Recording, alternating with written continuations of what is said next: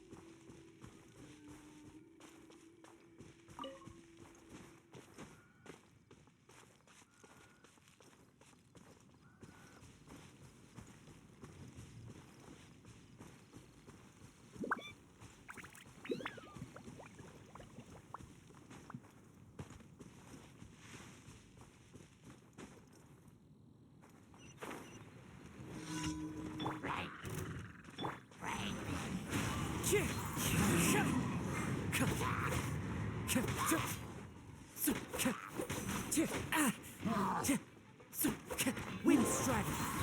Time to go!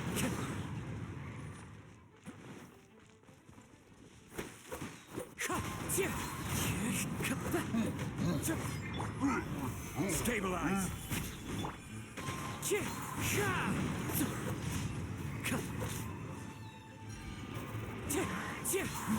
Wind Strider!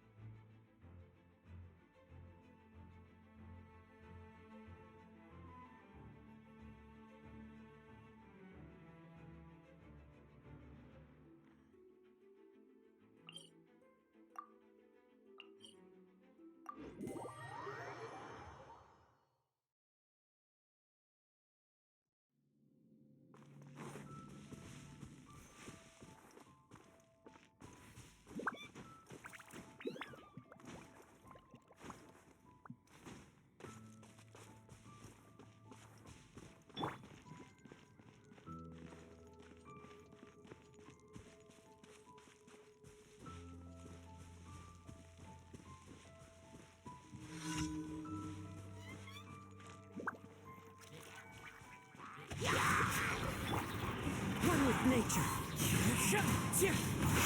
Fallen leaves, adorn my... Gather! Order guide you! See?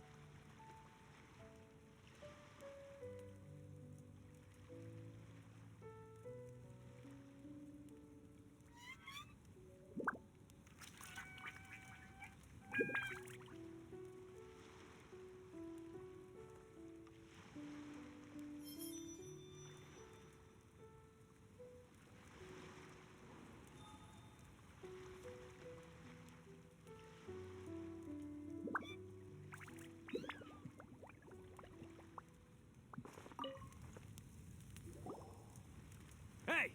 Which one of you's the ringleader? Step up. It's time to fight. I am Grand Rook Senichi, a giant among giants. Grandmaster Hanakato has demanded the head of the Artaki gang's leader, and I'm here to collect it. Whoa, he looks fierce and sounds it too. Seems like we're up against a really strong opponent this time. Where do you get off, huh? And what's the big idea of putting Grand in your name? You trying to steal my limelight, you little punk? Okay, giant among giants. Time to cut you down to size. So tall. And you're an Oni. You look like you could eat me for breakfast. Why is a guy like you into beetle fighting? It's just a kid's game. What have I gotten myself into? Excuse me? Kids game? Oh, you did not just say that. Seems to me like you don't know the first thing about beetle fighting. Your misconception begs correcting by a veteran, my dude.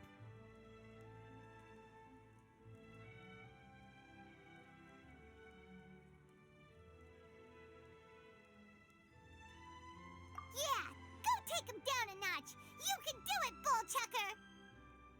Looks like this is happening. Fine, bring it on.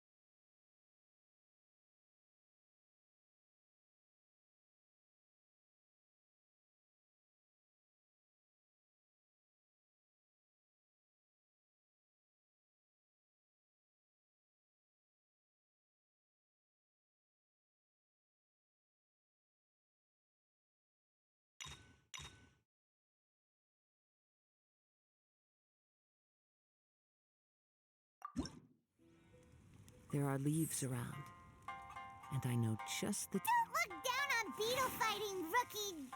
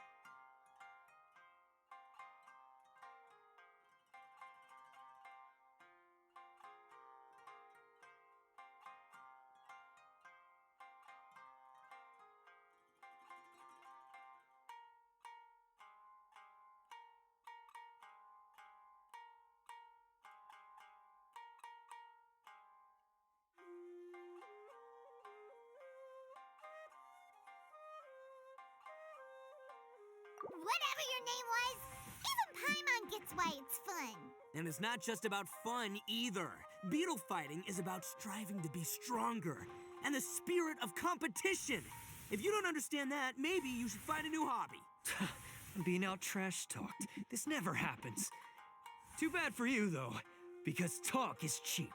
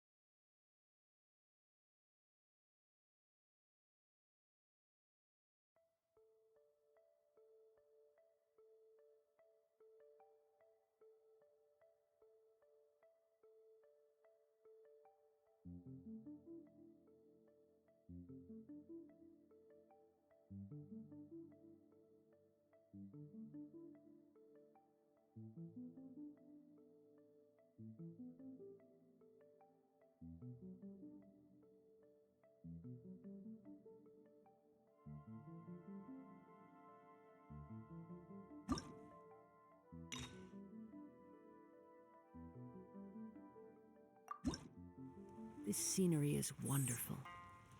Surely enough to convince anyone to become a wanderer.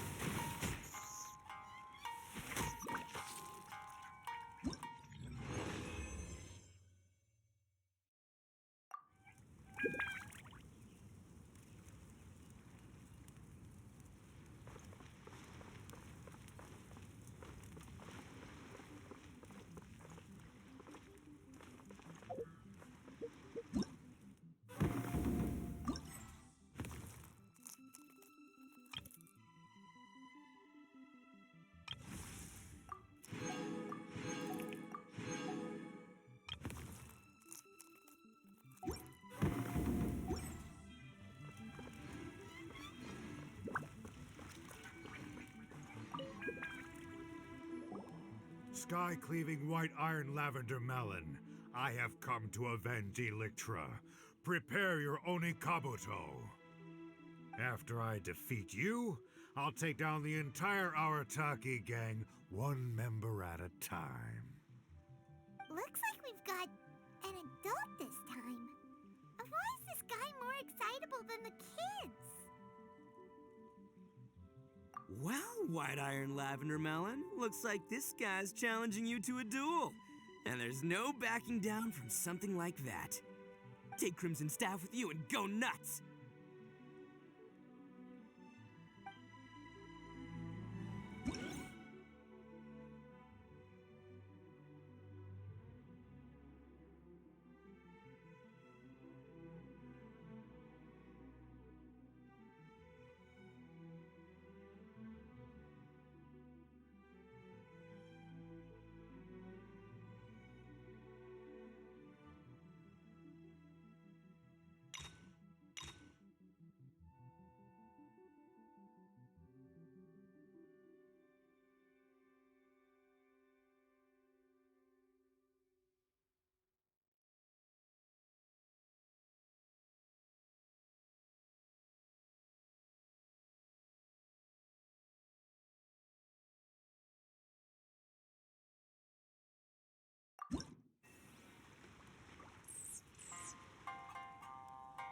Alright, time for sky-cleaving white iron lavender melon second match!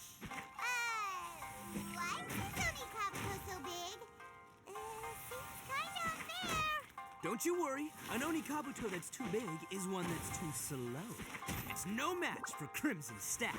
Your worthless little Onikabuto doesn't stand a chance, even if you gave it to me for free. It'd be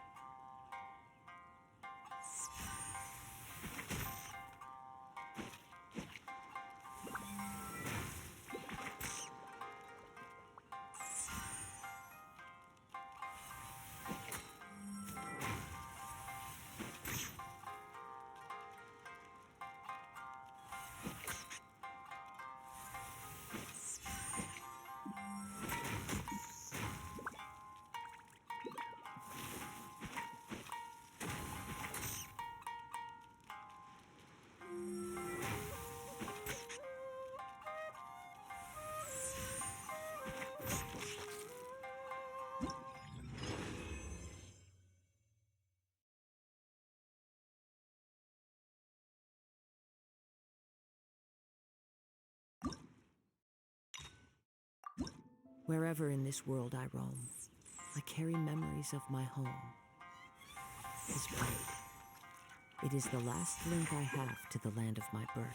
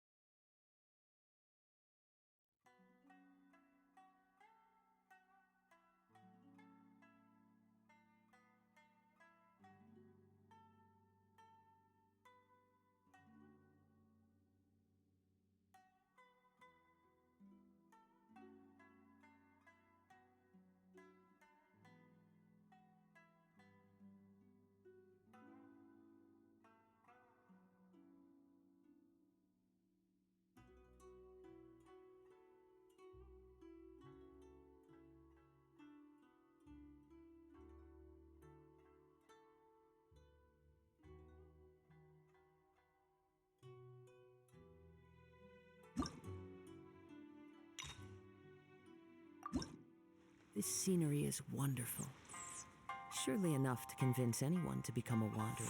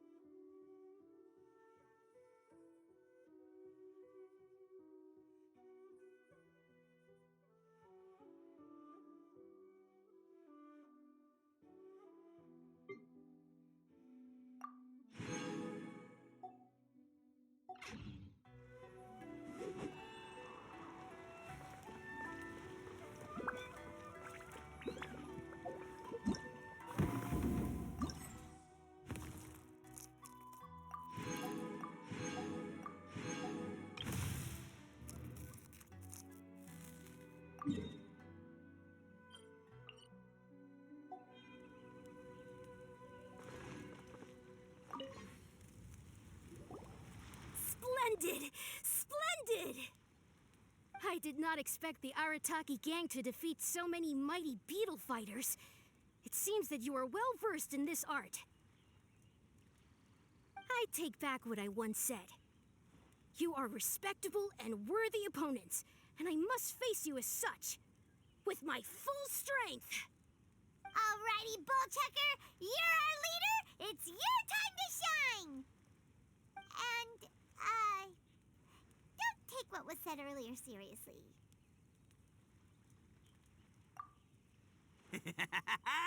Oh, it's on! The final showdown and my soon-to-be final victory. I don't know how you've been leading your crew, but the results speak for themselves. The Arataki gang rules! Grandmaster Hanakato, get ready to battle.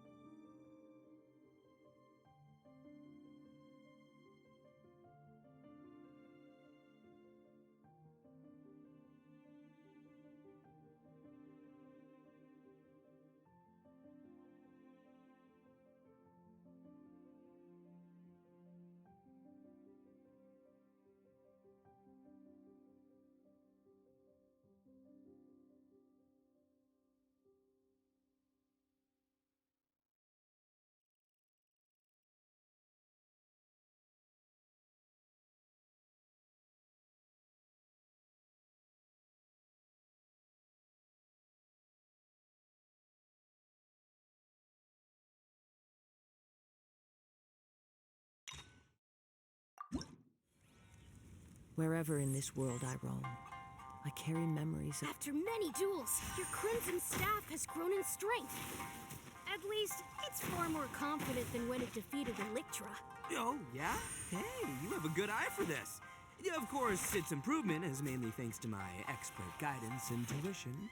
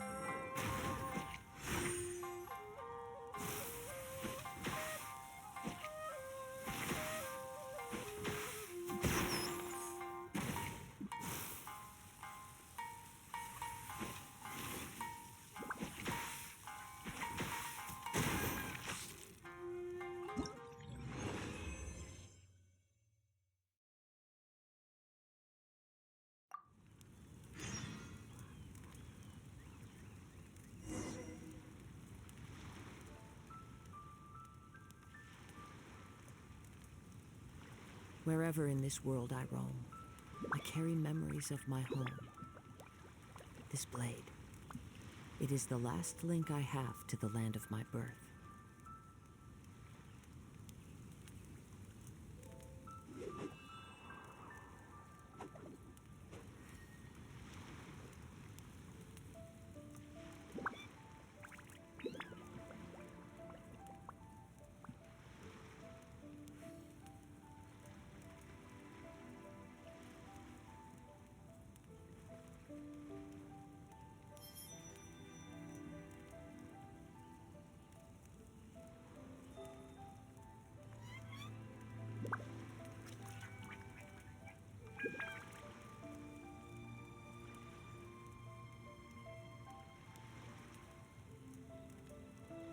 There are leaves around, and I know just the tune to accompany them, if you wish to hear it.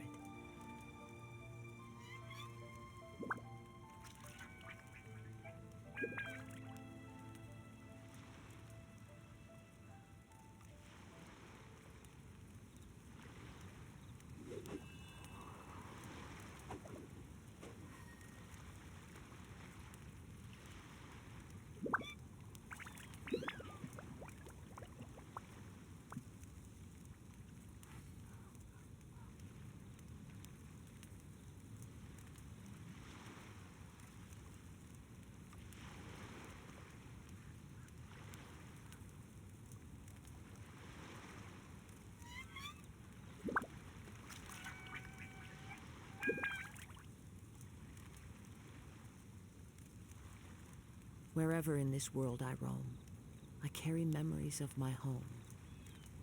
This blade, it is the last link I have to the land of my birth.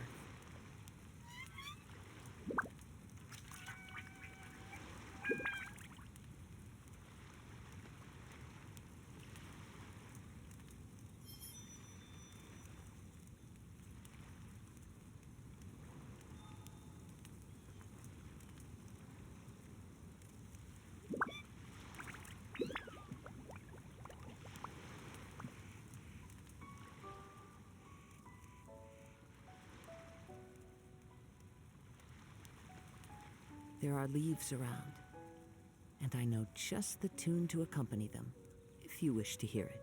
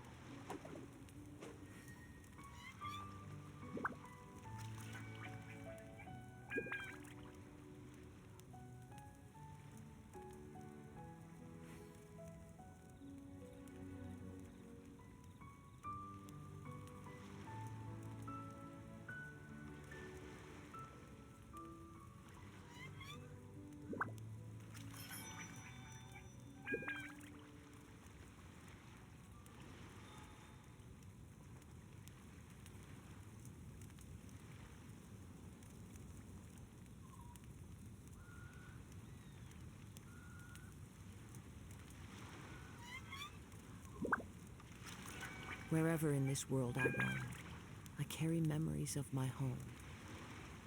This blade, it is the last link I have to the land of my birth.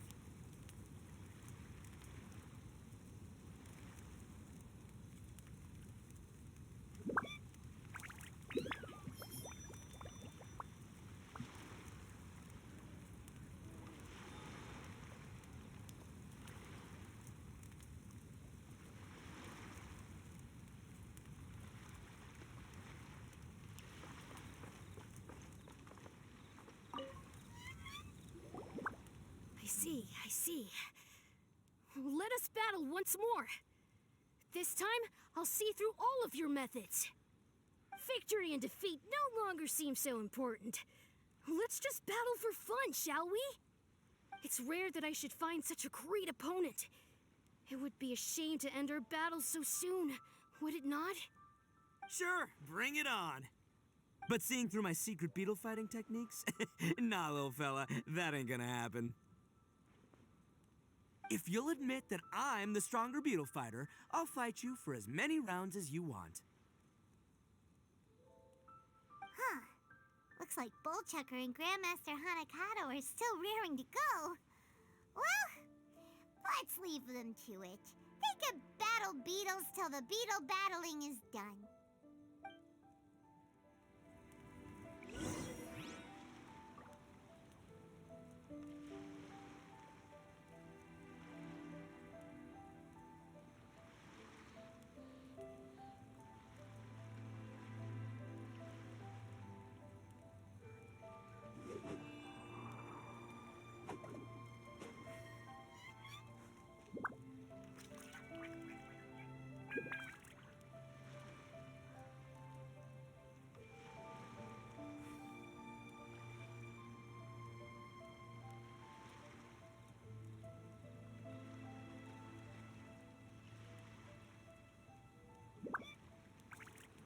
There are leaves around, and I know just the tune to accompany them, if you wish to hear it.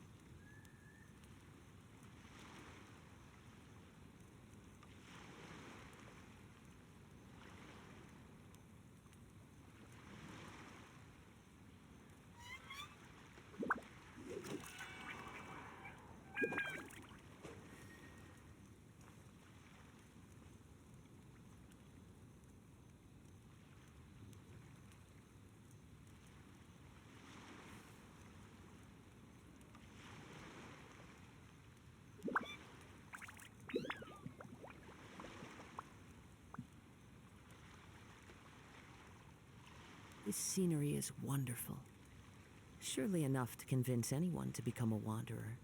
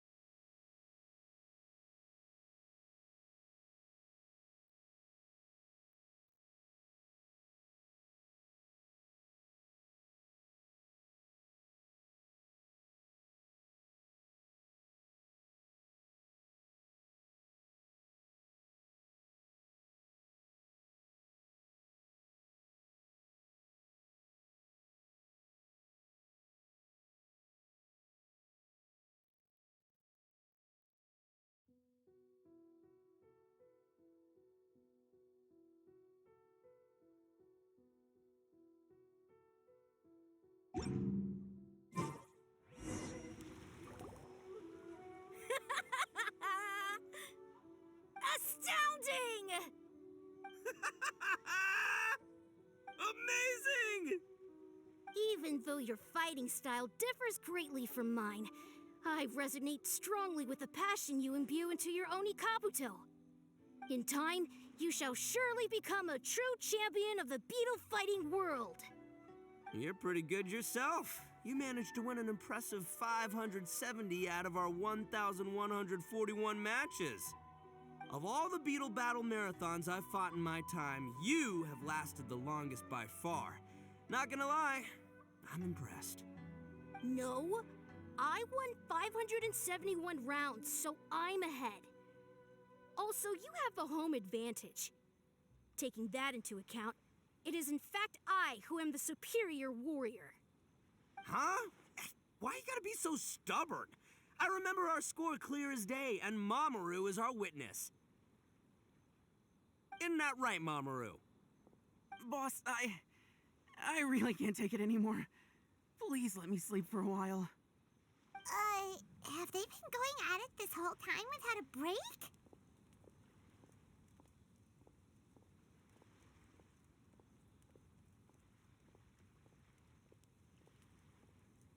Fine. Since I'm a generous guy, I can give you one round, no problemo. I'll just defeat you next time. And if you're still not convinced, we'll do the next battle on your home turf. I'll prove that it's about the beetle fighter, not the location. That suits me just fine. Follow me.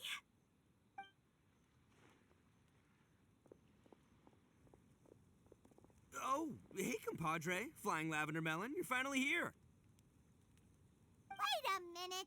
Why is Paimon back to Flying Lavender Melon again? Does Paimon only get a good nickname when she's fighting for you? Yeah, never mind that for now. Here's your 2-month free ramen voucher, as agreed. Take it. Ramen voucher? Oh, yeah, right, the ramen! Now that's more like it.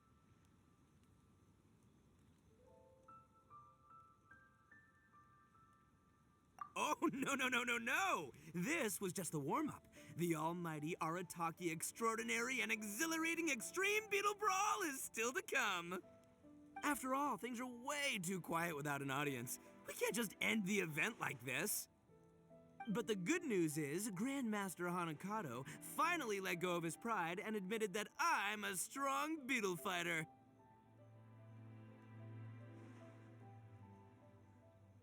Still, we ain't done with each other just yet. I'll be heading to his home turf alone soon, where I'm gonna defeat him once and for all. Once that happens, he'll have to follow my orders. And by that, I mean he'll help us make the almighty Arataki extraordinary and exhilarating extreme beetle brawl the biggest, baddest event ever! Thanks again to the two of you. Now, wait here. I'll be back with good news in no time at all. Bullchucker sure seems like he's having fun.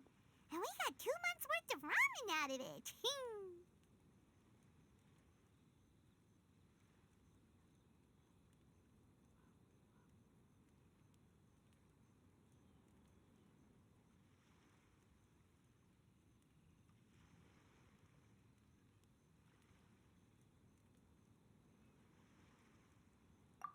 Boss!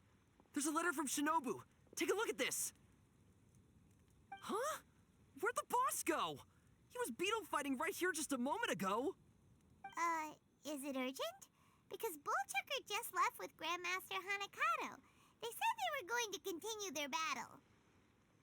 Well, it's not urgent, just a little unexpected. You can read it for yourself if you want.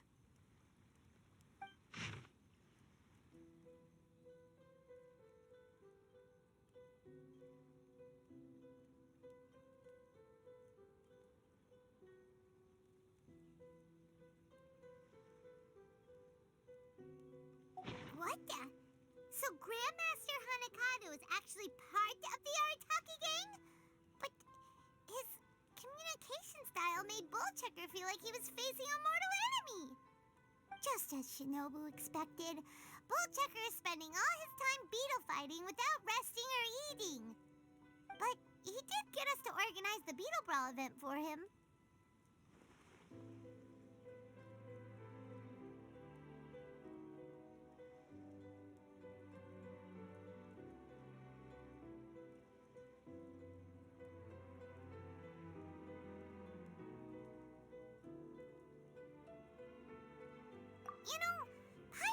Shinobu deserves to enjoy the ramen voucher more than we do.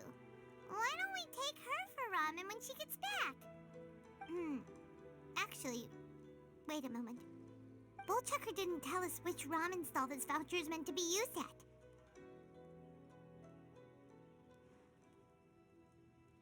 Are we supposed to find the store by ourselves?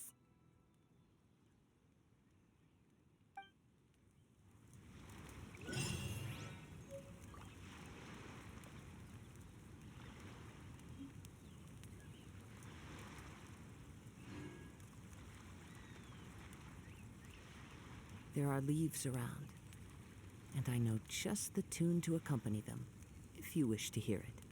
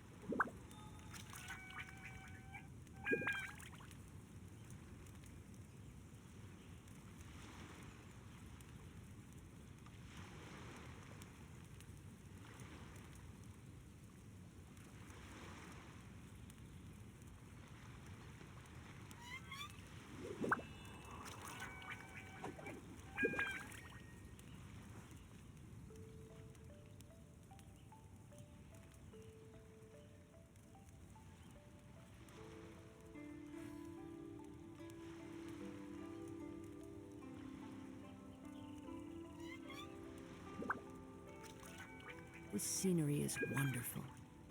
Surely enough to convince anyone to become a wanderer.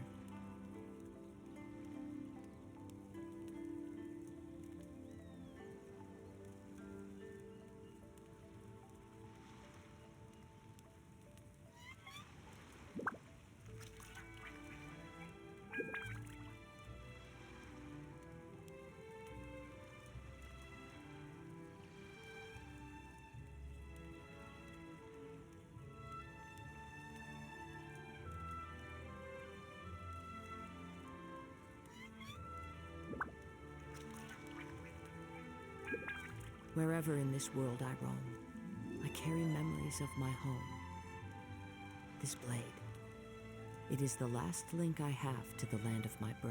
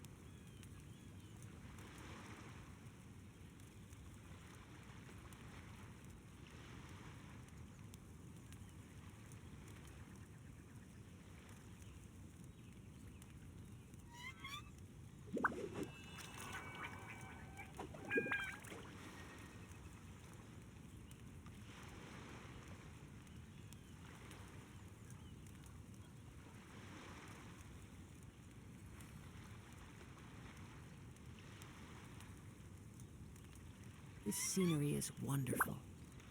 Surely enough to convince anyone to become a wanderer.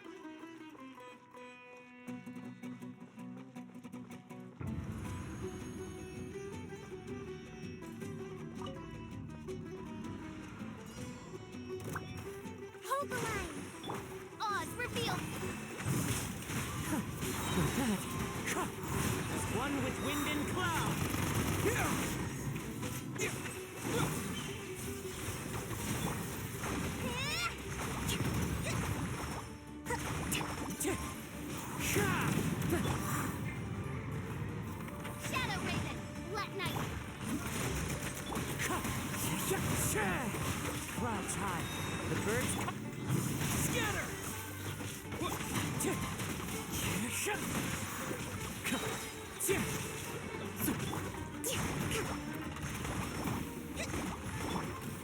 By royal Wind strider. rest and rebuild.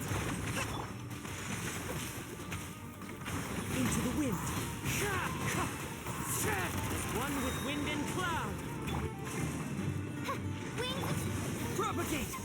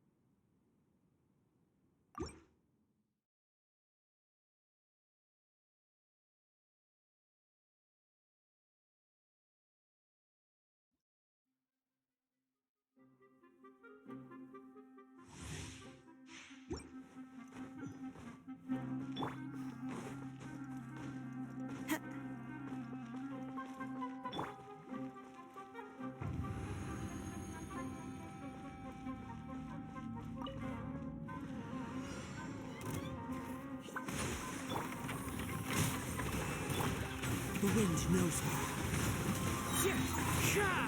Fallen leaves, adorn my...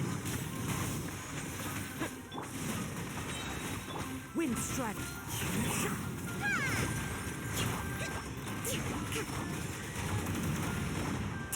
Allow me. Midnight Phantasmagoria. Clouds high. The birds Spring forth! Scatter!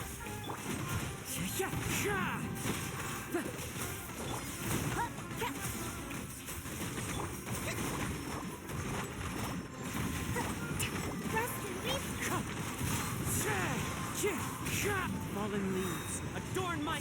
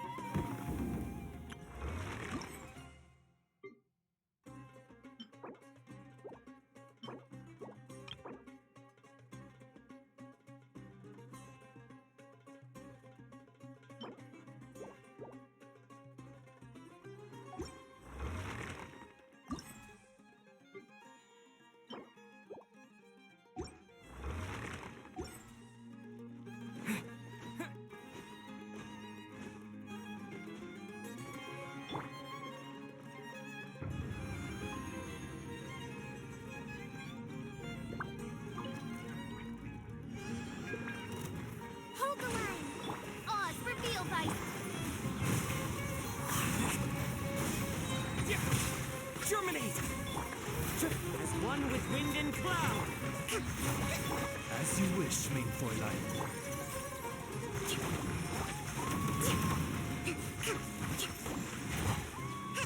Allow me. Wind strike! My royal Propagate! Clouds high. The birds call!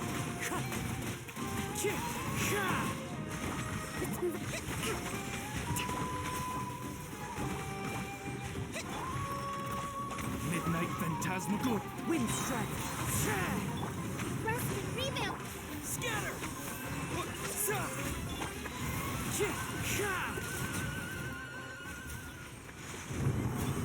Time to go.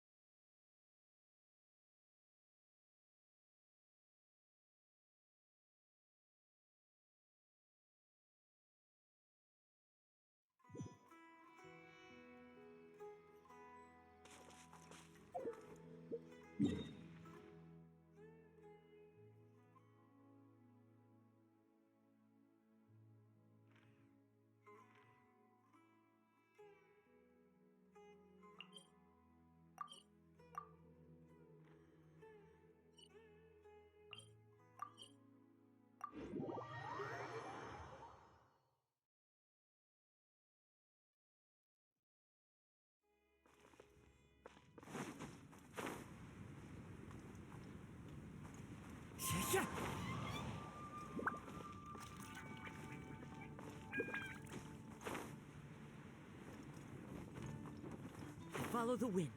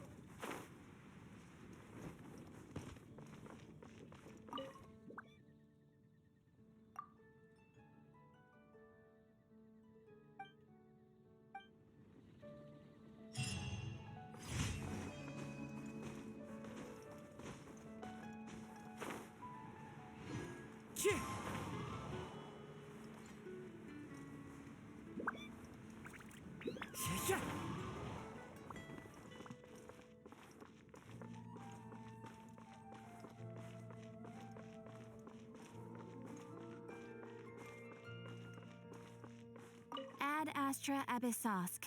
Welcome to the Adventurers Guild. Thank you for completing today's commissions. Here is your reward.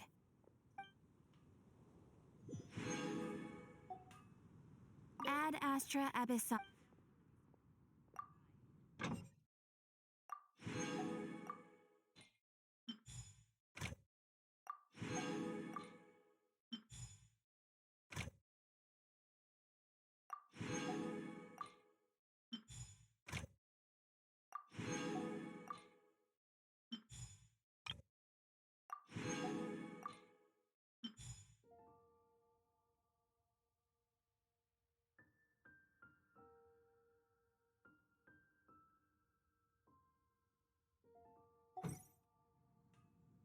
Mondstadt welcomes you.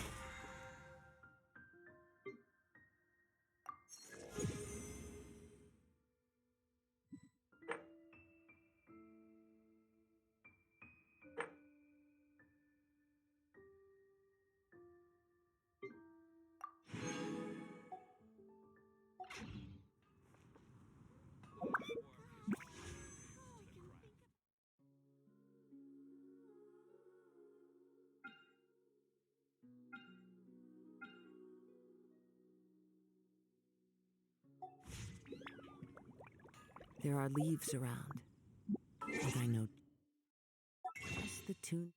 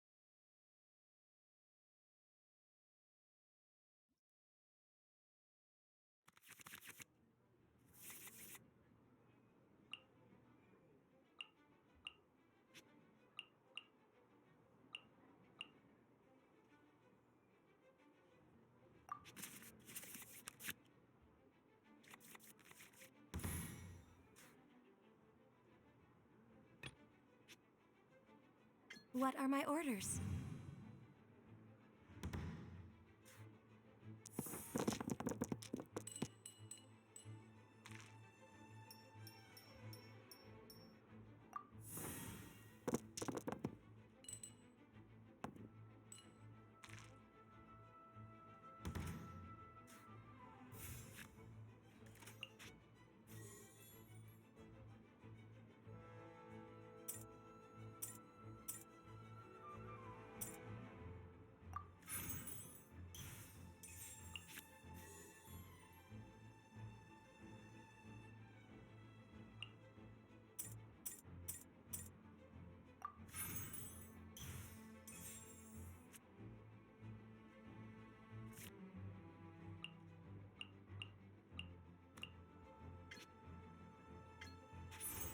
Born of icy frost.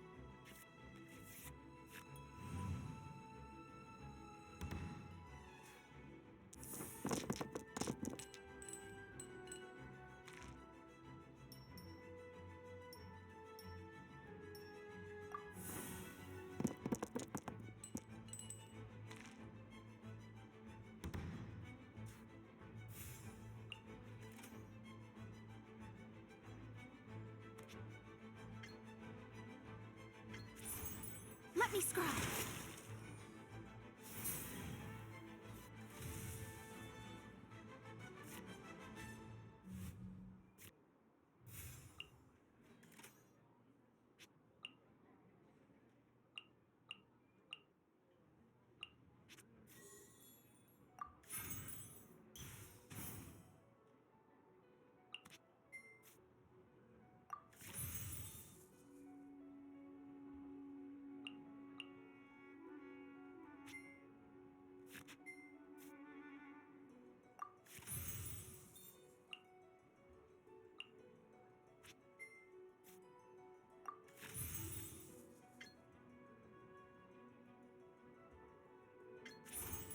Shadows of fate!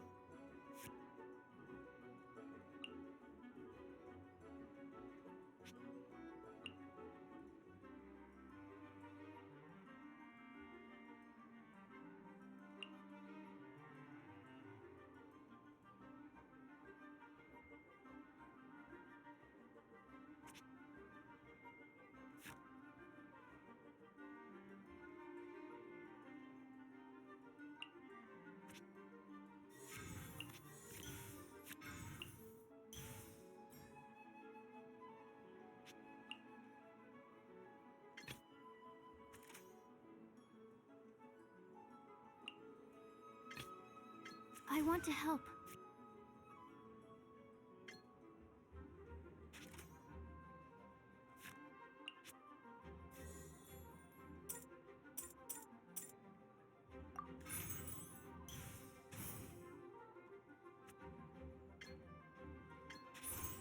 Animal test 6308.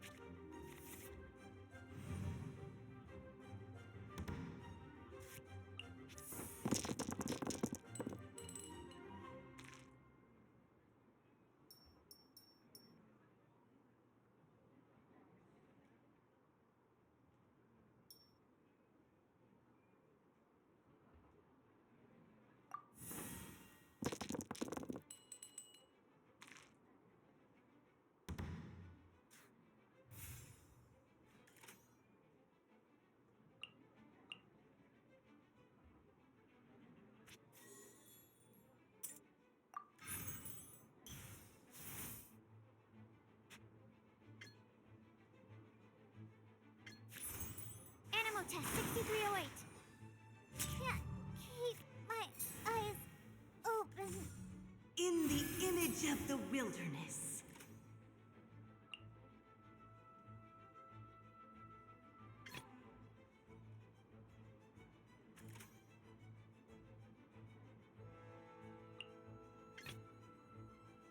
As per our contract.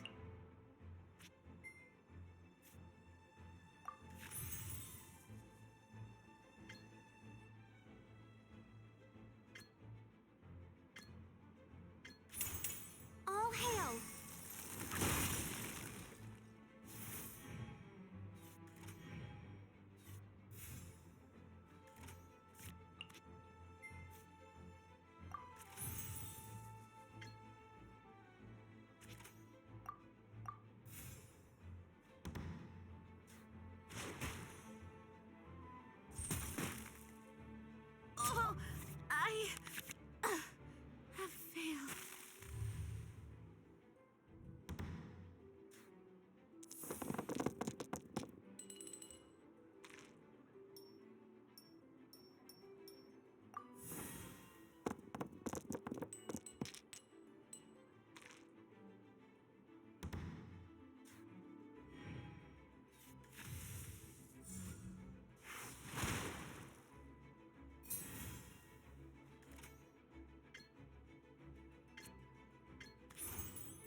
touching.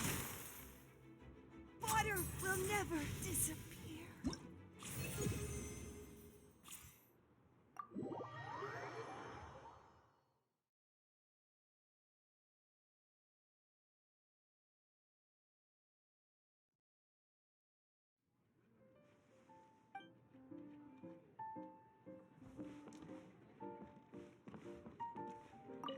No one seems to want to play against me. Something about being too easy of a win. Oh.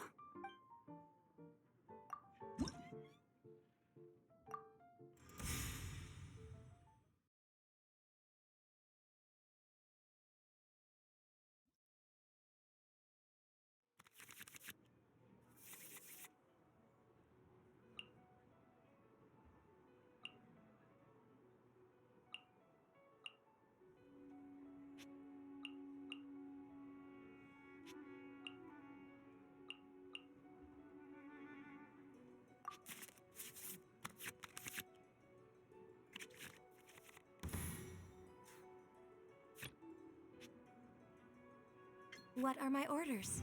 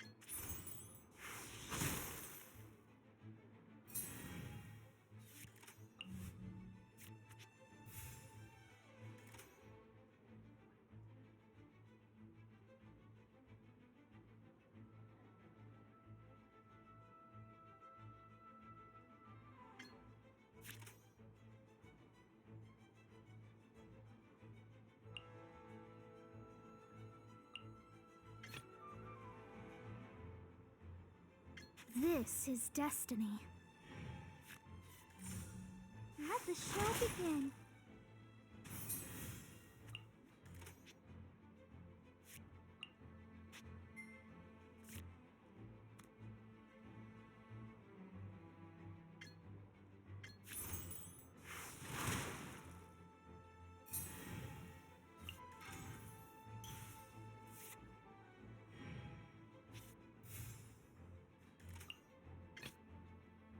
I want to help.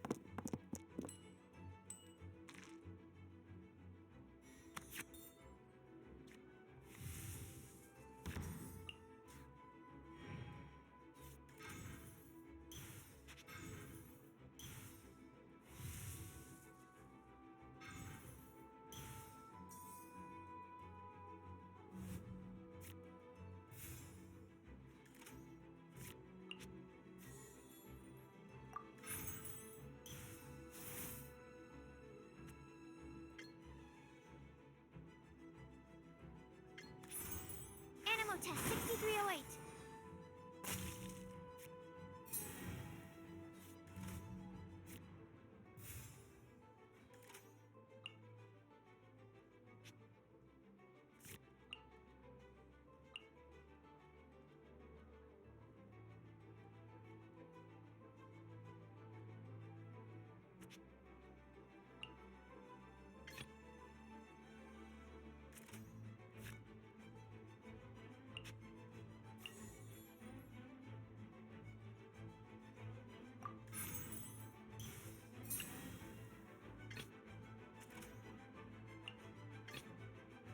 This is destiny. Let me scribe. Get out of here!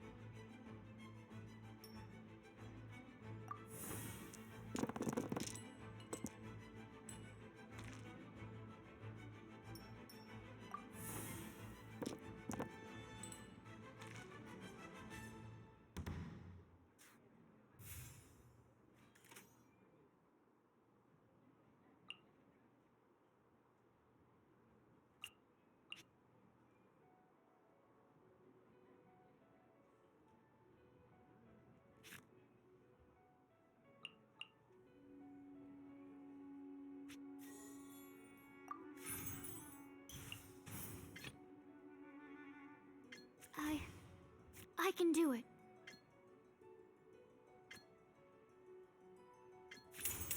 Enhanced Animal Module 75.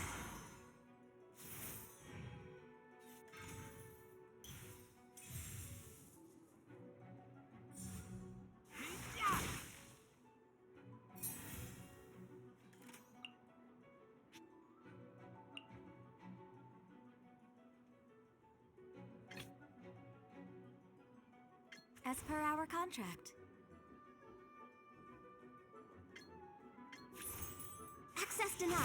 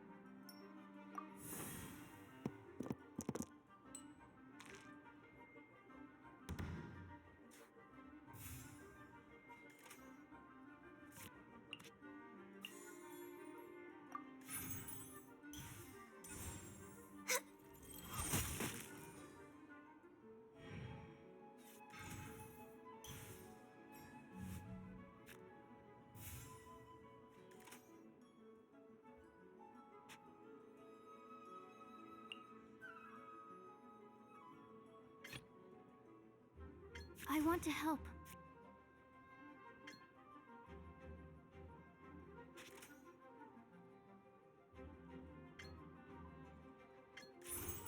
Animal test 6308.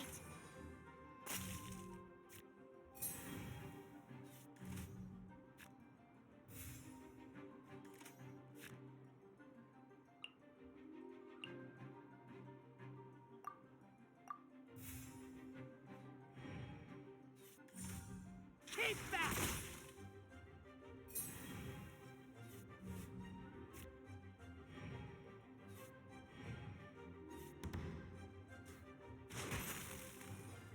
I feel a little weak.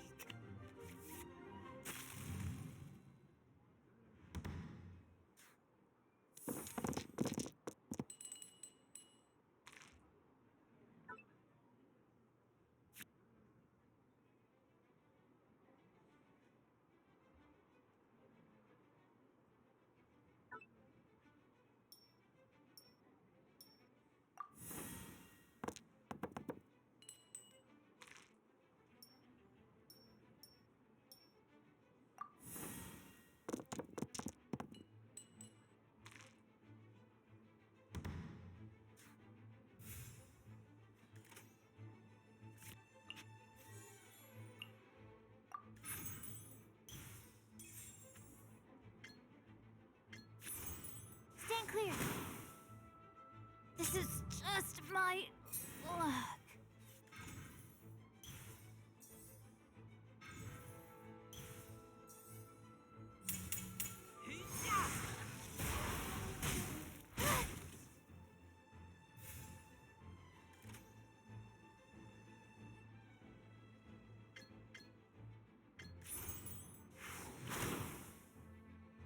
Lupica! My Lupica!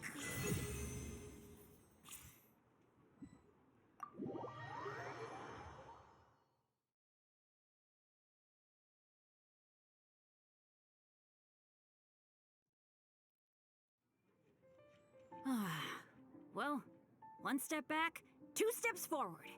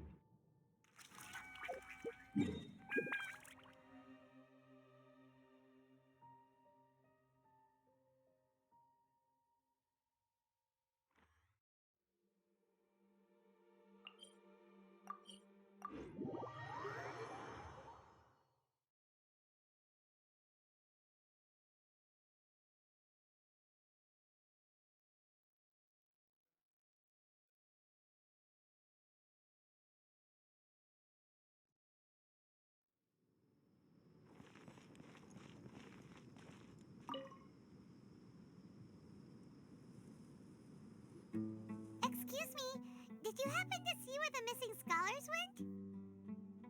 You mean the village keepers? Oh, let me think.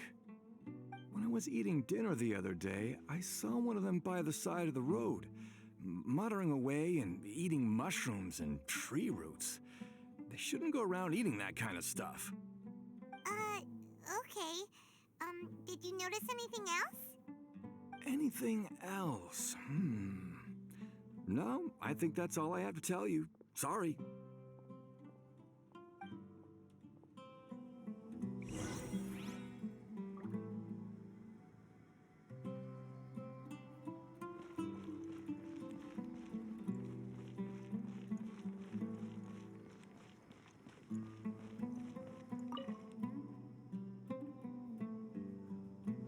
The scholars that have gone missing. Have you seen them? Those eyes. Those fierce eyes.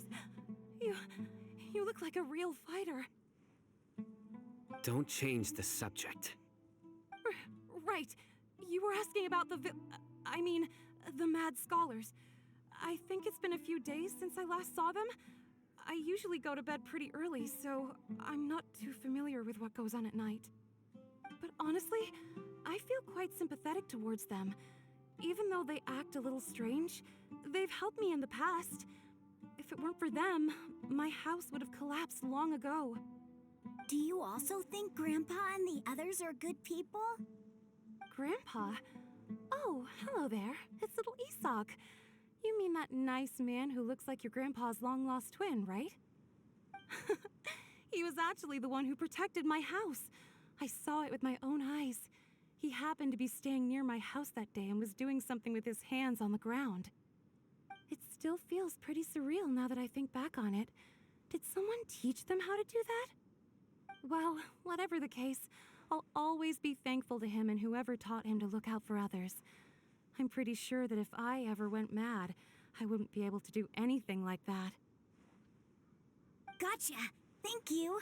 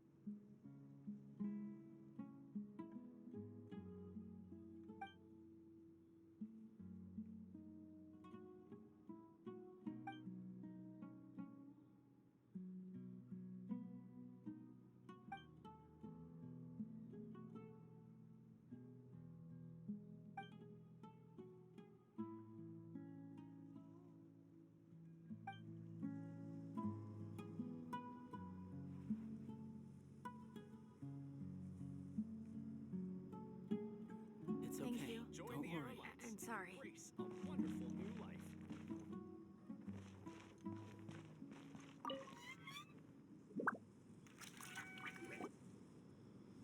Sir, have you seen my grandpa recently? You know, the one who likes to sit and space out near the village entrance. Oh, well, if it isn't Isak. Oh, your grandpa, huh? It's been a while. The last time I saw him, he was spacing out by the road as usual. I went and asked him if he'd like any of the food I had prepared, despite my wife's protests. Like many people, she's really quite terrified of them. And speaking of my wife, she's still always complaining about how I don't make enough mora. It might explain why she's always mad at me. Oh, thank you. Thank you for taking care of him.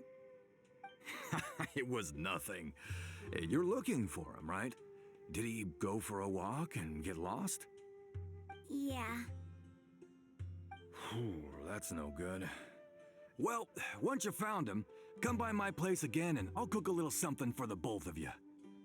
I've known you since you were very young, so as far as I'm concerned, you're family. Please feel free to come by anytime. Wow, what a nice guy! Okay, thank you, sir. Huh? Don't say anything for now. Isak, stay here. Let's head over there. Stay quiet as you move.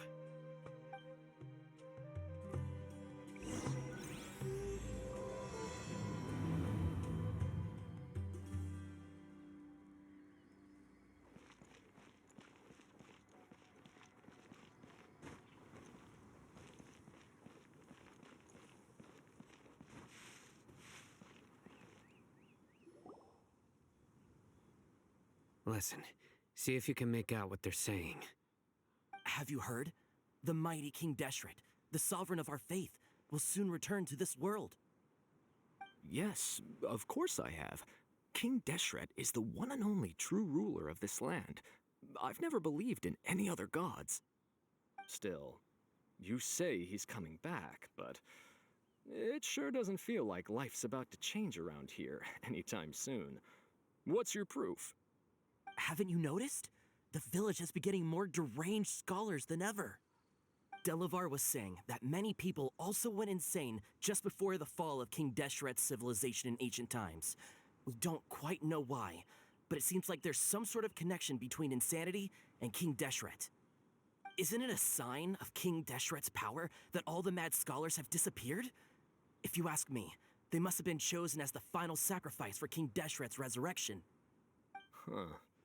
Now that you say it, that does make some sense. Does this mean our lives are finally going to take a turn for the better? Exactly. Those city folks will get what's coming to them. Now, repeat everything you've just said from the very beginning. Huh? Who are you? Where did you come from? My patience is running thin. You heard what I asked.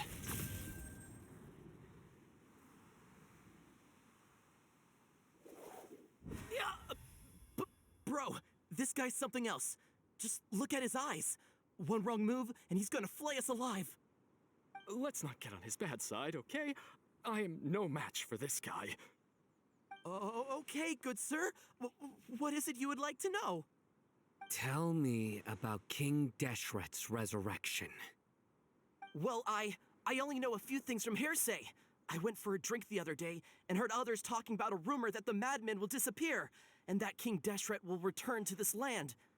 I'm not making this up, I swear!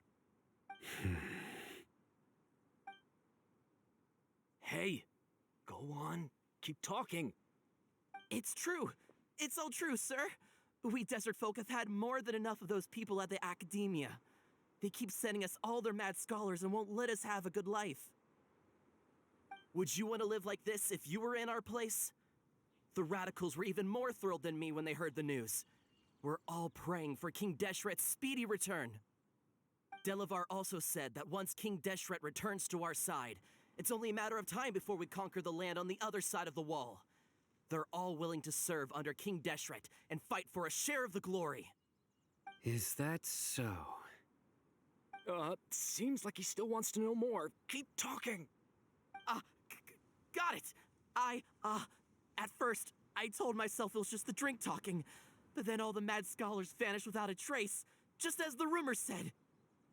Please don't beat me up just for mentioning these rumors. If I'm guilty, then everyone else around here is also guilty.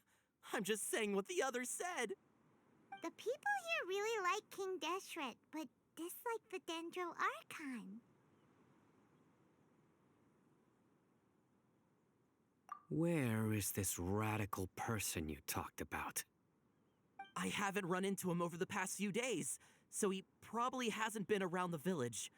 What about you, man? Have you seen him at all? No, not at all. We wouldn't dare lie to you. He's really not here right now. Sounds like you're not too close with the radicals.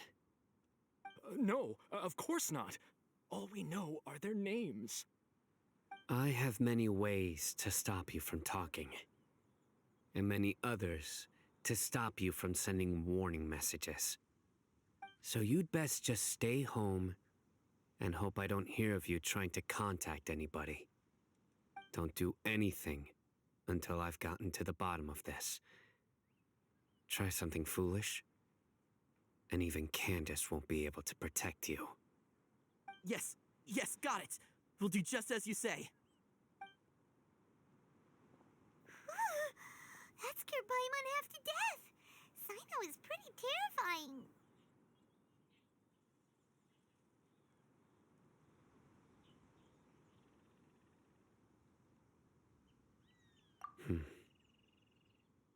He didn't try to reassure us at all. It's like he's used to hearing that. Oh, Paimon bets lots of people have told him that before.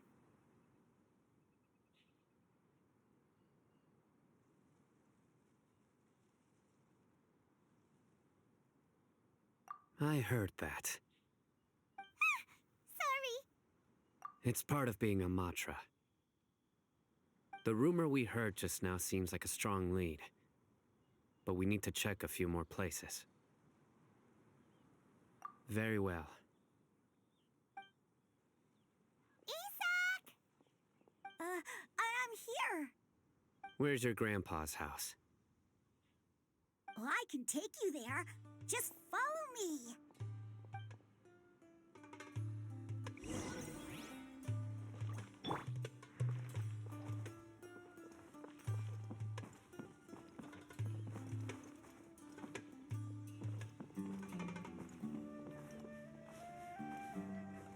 Grandpa, he likes to be alone. Sometimes he stares at the sky in a daze, and other times he just pokes at the ground with his fingers. Every now and then, he yells out at the top of his lungs, so a lot of people are really scared of him. But he's a good person, really. I know he is. I swear, he's just like my real grandpa.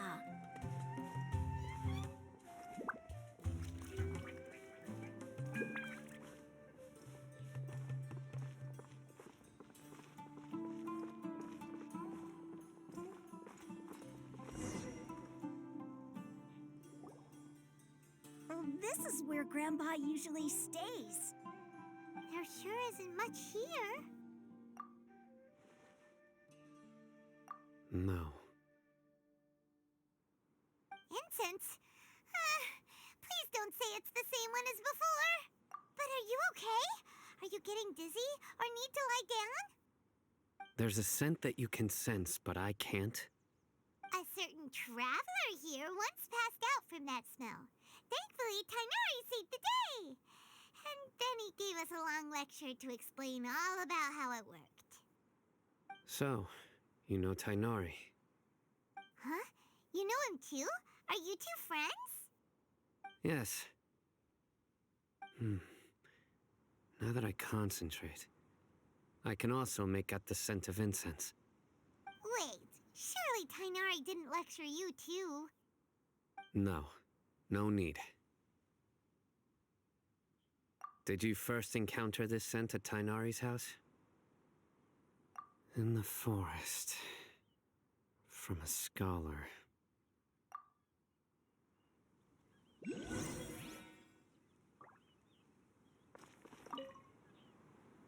Oh, where did Grandpa go? Please come home, Grandpa.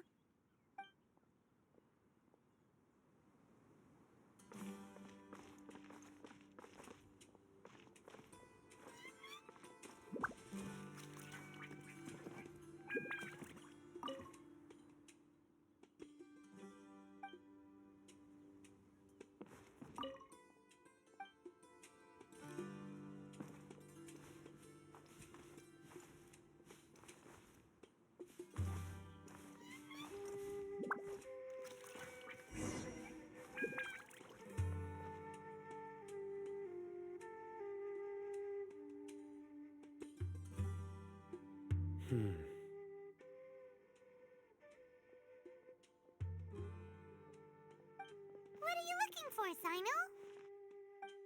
Here it is. Take a look right here.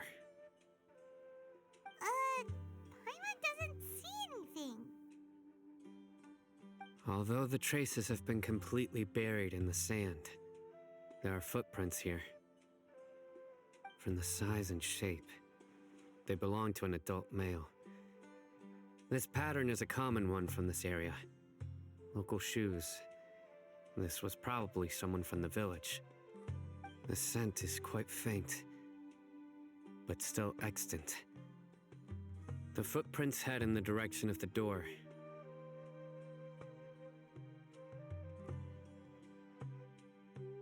But who would come looking for Grandpa? He doesn't have any friends. We'd have to ask whoever lured him away with the incense.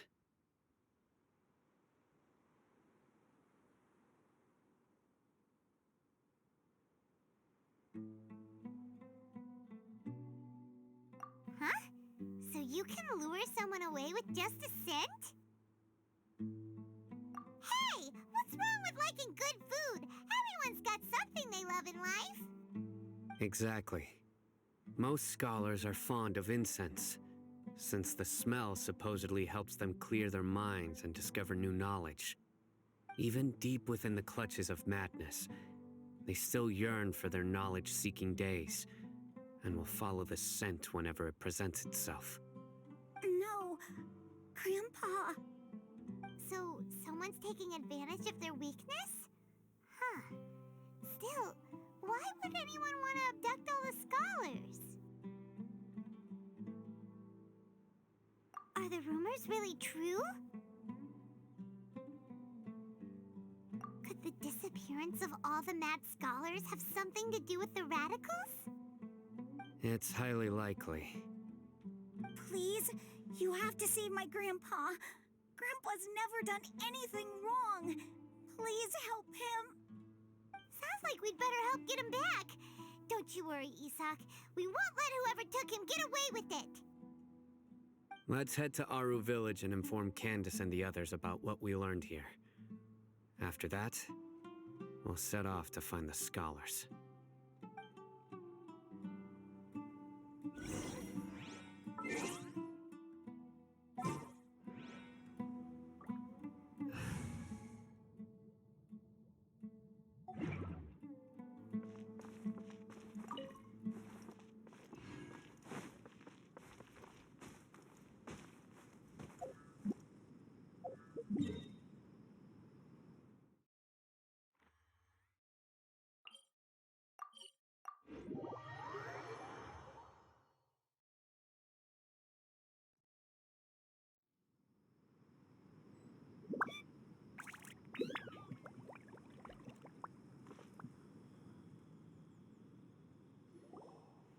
Right.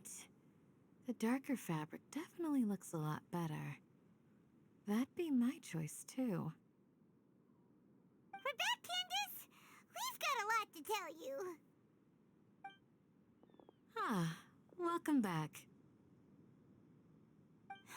Sounds like everyone's friends already. Oh, Dia's here too! You bet. So, everything goes smoothly?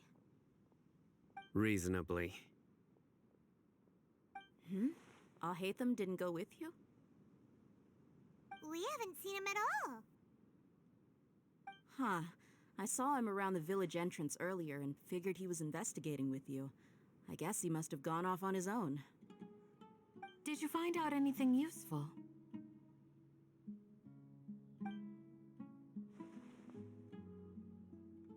I see.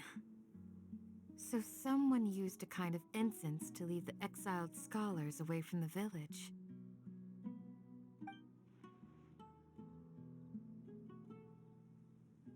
The resurrection of King Deshret? First I've heard of it.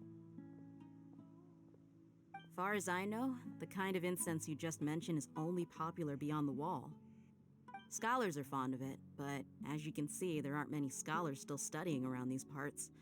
No seller would be able to make a profit here. Not to mention, making incense is a labor-intensive process. You won't see anybody in the desert with the patience to make or sell something that requires that kind of effort. It seems someone from beyond the wall must have been supporting this. Makes sense. So what What should we do then? Do we go back to the academia and search for leads there? If it was any other day, that would be your next logical step.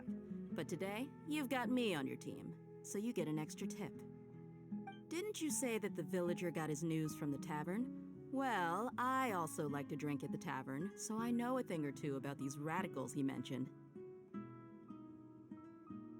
If Paimon remembers correctly, the leader of the radicals is some guy called Delavar. Ah, yeah. Delavar, the scar-riddled bandit, Engur, the wide-eyed butcher, and Jabari, the duck-tailed bearded crook. The whole lot of them are known around these parts.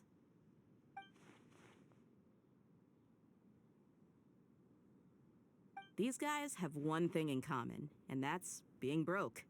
The rougher life gets, the more they want to believe in King Deshret. Way they see it, King Deshret's resurrection is their only chance at overthrowing the academia.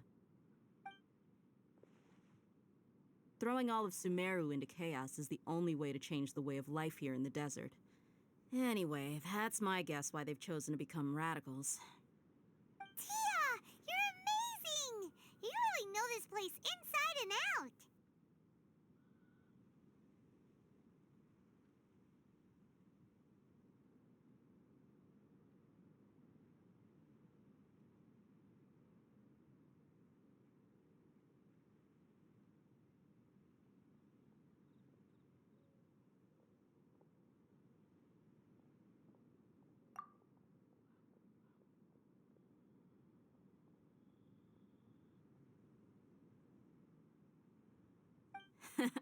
No merc can afford to slack off on gathering intelligence. Every mora I've spent in the tavern has been a valuable investment. Let's head out.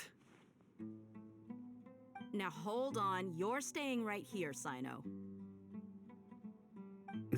Why? Aru Village is not a big place. Outsiders stand out here like a sore thumb.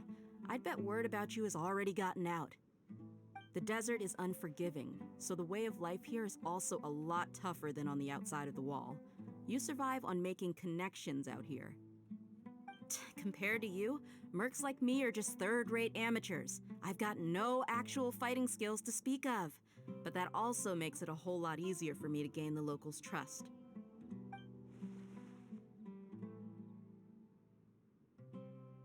I need to go around and ask some questions, but it'll be difficult if you're with me. Fine. Good, then we've got a plan. The Traveler and Paimon will go to Caravan Rebot with me, and we'll try our best to figure out where the mad scholars have been taken. Sino, you'll have to stay in the village and continue investigating on your own. All right, sounds like a plan.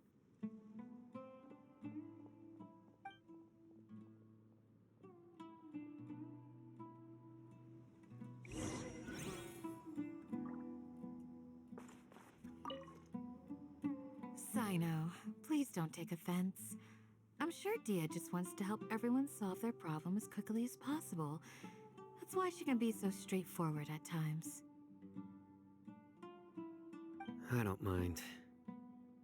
Ah, I see.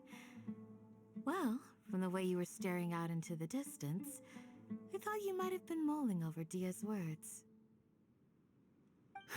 No, I'm used to being treated that way. It's natural to fear strength. I take no objection to it.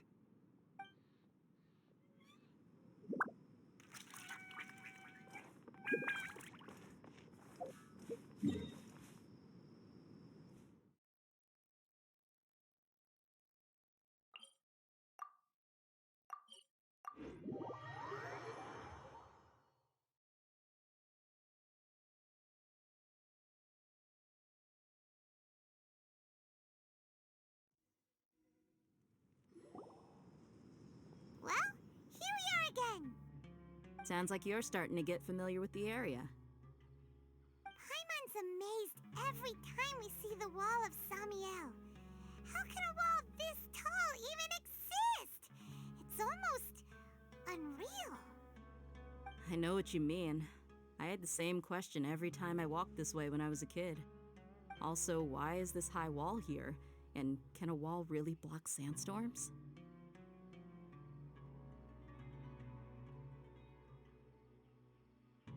It was only after I grew up that I realized the Wall of Samiel isn't just there to keep out the sandstorms. It serves a more important purpose, keeping out people like us. Sumeru is run by wise and mighty sages. To them, us desert dwellers are nothing but tools that can be used and discarded at their whim. We're cheap labor, like livestock, but easier to control. Nothing more. Even if a child from the desert got the chance to obtain an Akasha terminal, almost all their requests for knowledge would be denied. The academia believes we're underserving. Geniuses like Sataria are 1 in a million. The other children never get a single chance to try and rewrite their fate, even though the academia knows very well that we're humans, just as they are. That's terrible. I would tear down this wall with my own hands if I could.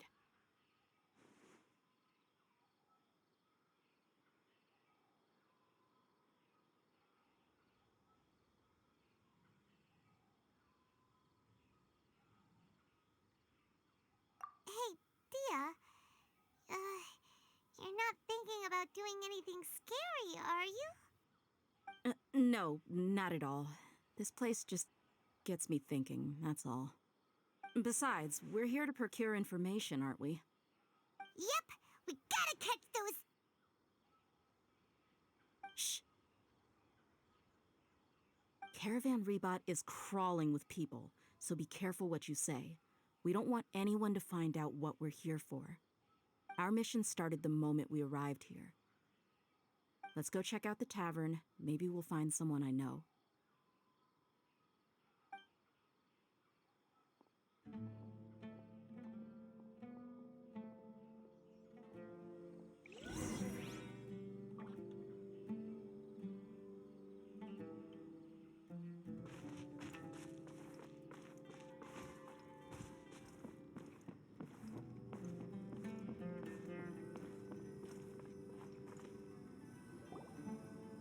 Just our luck.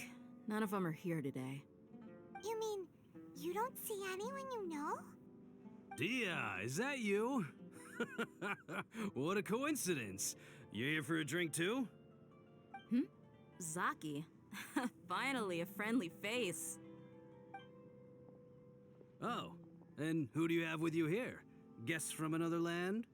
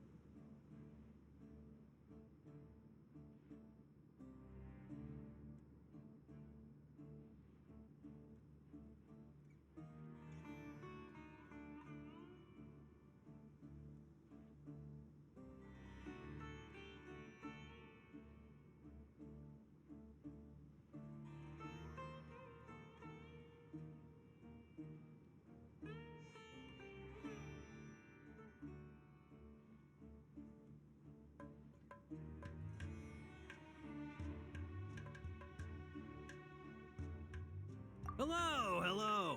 I'm Zaki. Dia's, how would you put it? Drinking buddy? We've had drinks together a few times.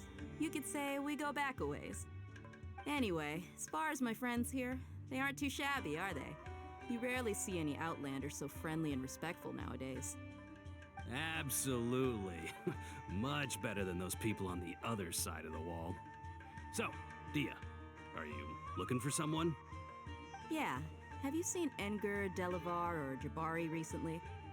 Of course I have. Matter of fact, we were all here drinking together just a few days ago. I've got a spice trading deal from another nation. I thought maybe Delavar and his friends might be interested. Know where I could find him?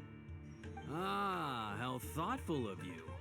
Then I assume you also know that Delavar's been having a hard time making ends meet these days, so you came here to help him out? Hey, keep it down. Let's just say I prefer to keep this deal a secret. Y'all at Caravan Rebot are like family. If there's more to be made, why not do it together? Besides, Delavar and his friends have muscle. They'd be a good fit for escorting the goods. Yes, how considerate of you. Delavar's my friend too, so of course I can take you to him. Come with me.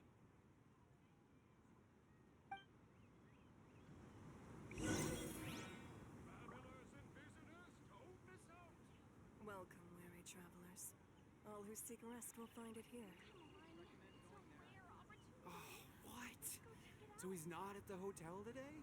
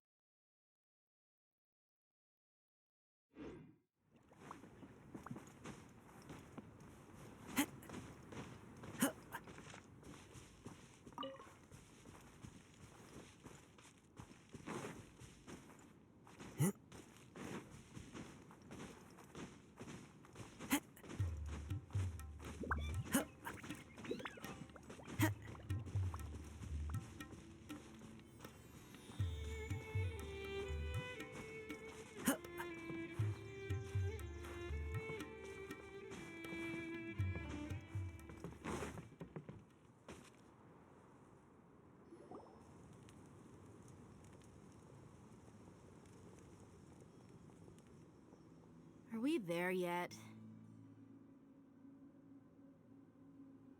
Yep, this is the place. This place is practically deserted. What are they doing in a place like this?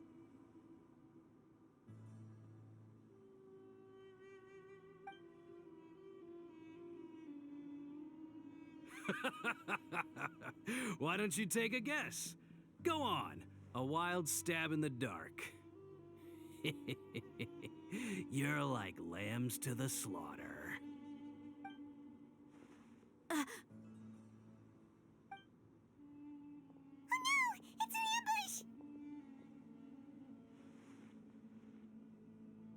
ambush! What's this all about, Zaki? Come on, Dia.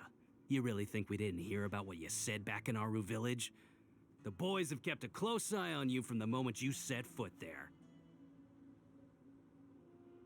Not only do I know that you're looking for Delavar, I also know that you've teamed up with people from the Academia to look for the missing scholars. So, you've been watching us from the very beginning? Uh-oh. Paimon knew leaving Sino behind was a mistake! And you left the strongest one in the village, didn't ya? Who do you think you are? You really thought we'd fall for your little business deal nonsense?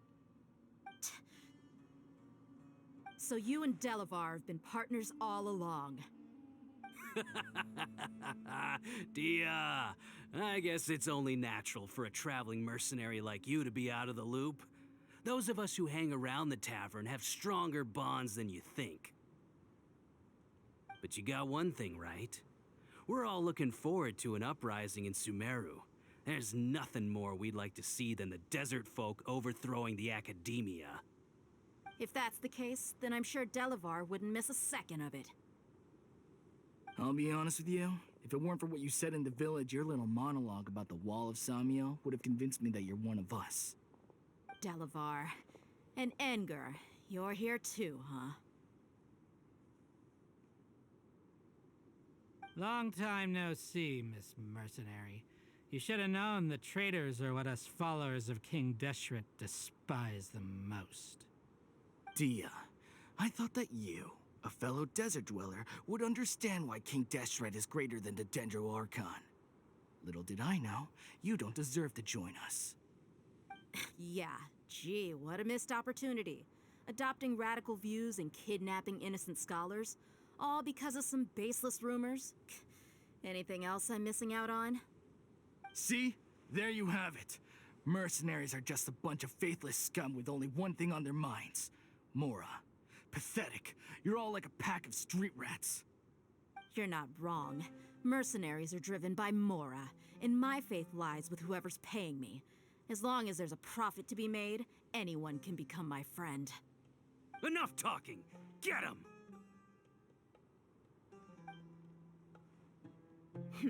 Just as I expected. Let's teach him a lesson, traveler.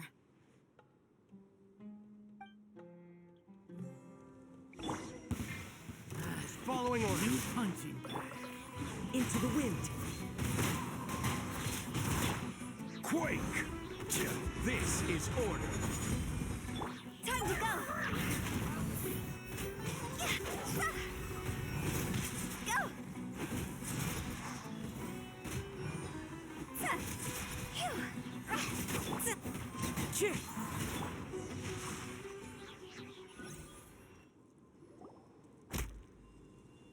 Impossible! How could you? So, what do you think about your meticulous network now, Zaki? How did you say it? It's only natural for a traveling mercenary like me to be out of the loop. I'm guessing your informant told you that I'm just an incompetent merc with no real fighting skills, correct? I mean, that is what I said after all. And of course, you would believe everything he reported. The only thing you know about me is that I'm a mercenary, but you've never seen me in action. Even though you heard we went to handle monsters together, you believed that Candace was the only one doing all the real fighting. That so-called Flame Mane is just a fraud. She admitted it herself. She just uses her connections to gain the trust of others. That's what you thought, right? Ugh. You lied in the village because you figured that we'd have people watching you. And you were stupid enough to fall for it. I figured as much the first time we drank together. You all thought you were so smart. Pathetic. Okay, that should be all of them. Whoa! So you've been planning this since we were in Aru Village?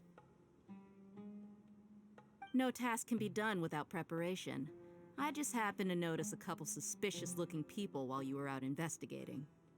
Oh, but instead of catching them right away, you let them report back. Those two who were snooping around were just a couple small fries. If we want to get the real catch, we have to be patient and give it some time. Oh, you mean the funny name she mentioned back in Uncle Ampu's house? The wide-eyed butcher, scar-riddled bandit, Paimon can't remember them all. That's just a bunch of drunk talk. Edgar and Delavar like to talk themselves up when they're drinking. Edgar, the wide-eyed butcher, and Delavar, the scar-riddled bandit, are the nicknames they came up with for themselves. Alcohol has a way of making people share what they really think, so Edgar and Delavar are always rambling in the tavern about how King Deshret is a superior deity. What about Zaki? He's just a numbskull who fell right into our trap. Zaki was probably the best hidden of them all. My initial plan was to find Delavar first, and then try to track him down. That's what you wanted to ask when we were at Uncle Anpu's house, right? Jabari is one of the villagers you talked to. You know, the one who wanted to treat Isak and his grandpa to some food. Wait, so he's a radical too? No, he isn't. I just needed to tack on a random villager name to make the eavesdropper think that I was making some wild guesses based on my impressions. Wow, what a genius idea! Well, that's an expert mercenary for ya. Ah, you're too kind. It was straight from the usual playbook, if I'm honest. So, that thing you were saying before, is it really true? About what? About how mercenaries only care about Mora, and that anyone's a friend as long as there's a profit. Does that bother you? What makes you so sure? Dia, do you dislike the Dendro Archon like the other desert folk? You two are pretty sharp. No, I don't have anything against the Dendro Archon. I've heard a lot of nice things about the Lesser Lord from Dunyarzad. I can understand her devotion and gratitude. Dunyarzad's just an ordinary person. There's no way a god would be so involved in the lives of everyday people unless they were truly compassionate. I've begun to realize that the sages are behind everything that's happened recently. The radicals' blind belief in King Deshret, making the Dendro Archon out to be an enemy. It's all the academia's trickery. But I see through it all. And unlike them, I can never be hostile towards anyone who's never done anything wrong. Dia. Anyway, looks like we're done with business here. Traveler, lend me a hand. Let's tie him up and bring him to the village.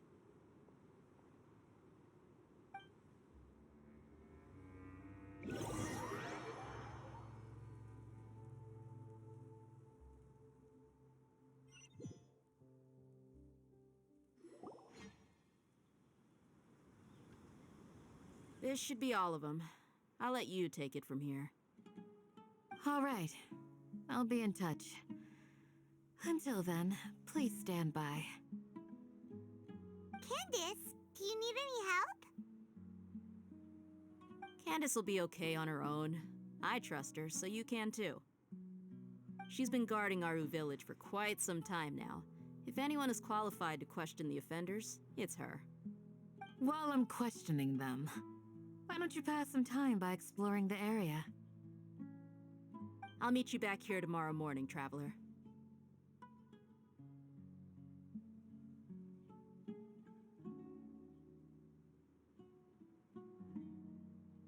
As for these idiots, let's just hope they live to see another day.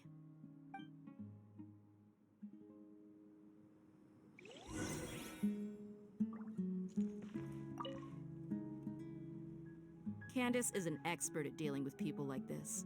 All we have to do is wait for her word.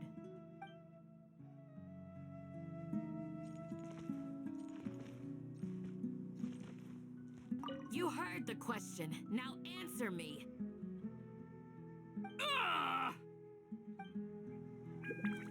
You heard the question.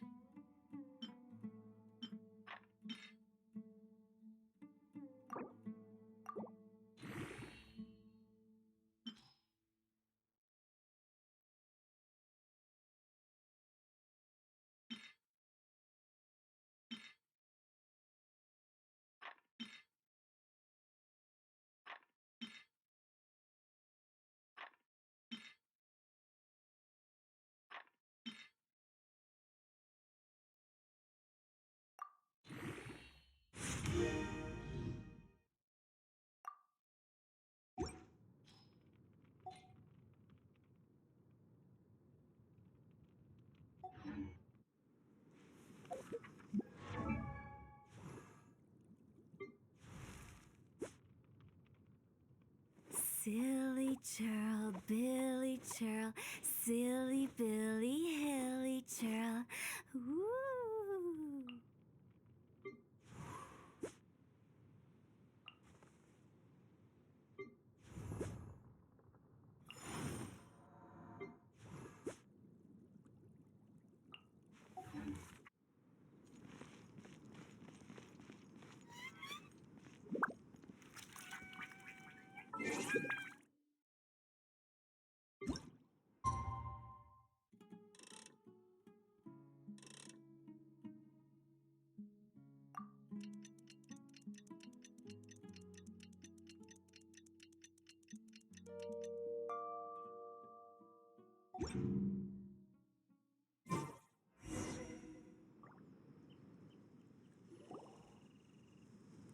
Hey, Dia!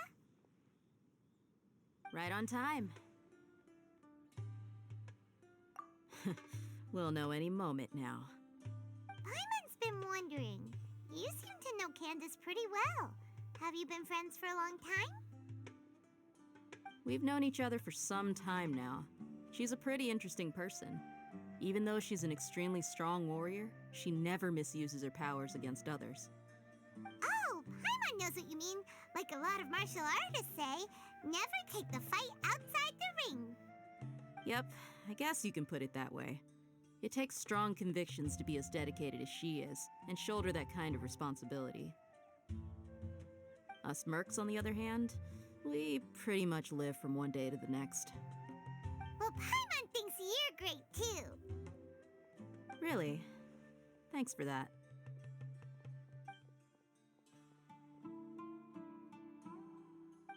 Oh, Sino's here, and he's pretty early too. Yes, I was here yesterday to help out a little. To help out? By doing what? Sharing some interrogation techniques. Oh, you mean you taught Candace some more persuasive methods? Right. Come on in, everyone. Come on, let's go inside.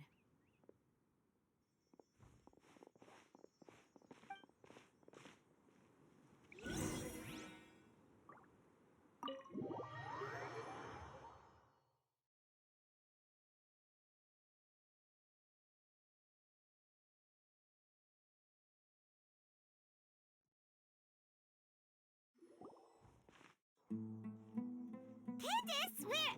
Whoa, you look furious. Do I? Huh. What gave it away? Oh, there's no mask that can hide true bloodlust. Cover up your eyes, and it'll still show itself at the corners of your mouth. Perhaps I need to work on my composure. Still, it's perfectly understandable why I'm angry. I'm sure everyone present would agree. Yes, ma'am. Please, don't beat us anymore. We're gonna die. Well, looks like Sino taught her well. You fear death yourselves, yet you do not hesitate to place the lives of others at risk. The absurdity is mind-boggling. The ones you call mad scholars are known to us as the Village Keepers. They are vital members of our community, and some even count them as family. You come here to my village, and you treat my people as nothing more than stepping stones towards your goal. Tell me, what would you do to you in my position? Mercy! Please have mercy! You've made your bed. We may both be desert dwellers, but there's one thing that I understand better than you. The resurrection of King Deshret will only result in war, and war serves no one. The people of Aru Village care little about which god is in power. Life may be tough and tiring, but we wish to preserve our way of life. A war would only cause us to lose all that we have, and that is not a responsibility that you can afford to shoulder. We understand. We're sorry. I'll tell you everything I know. Please, just let us go. I'm listening. You might not believe this, but it wasn't us who came up with this idea. Someone was spreading rumors in the tavern. That's how we ended up hearing about King Deshret's resurrection. Some mystery man told us that mad scholars will make the perfect sacrifice to usher in King Deshret's resurrection. They give their lives, and we can get anything we wish for. They're called village keepers. Slip up again, and you'll regret it. Yes, sorry. It was all that mystery man's doing. He told us to spread the word about King Deshret's resurrection and talked us into helping him. In return, he said he'll help facilitate the resurrection process. I'm not sure. That's one. Huh? One what? Strike. You get a total of 3. Then, you die by my hand. Wait, I'm telling the truth. We don't know anything. It was all him. 2. He got us to lure them out of their houses in the night with some kind of incense. We take them to a junction outside the village. Then the mystery guy takes them from there. You gotta believe me, please. I'm telling the truth, I swear. Just ask them if you don't believe me. That was indeed the truth. Traveler, go on.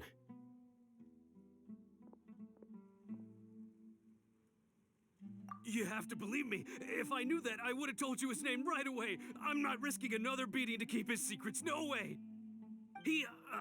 That guy, he wears a cloak, and he's always careful to cover his face. He calls himself King Deshret's envoy.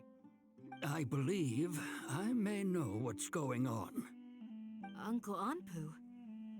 What do you mean?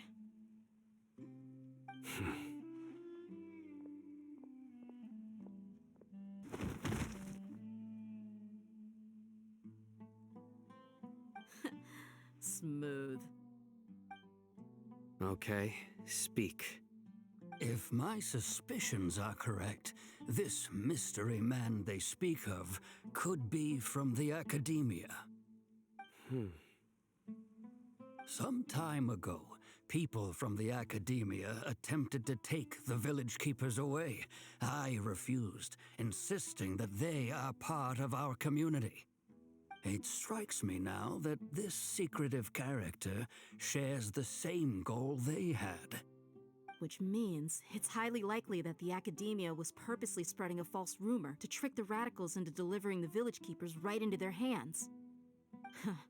They were the ones who brought them here to begin with. Now they're trying to take them back? We aren't gonna let that happen. Not the academia again.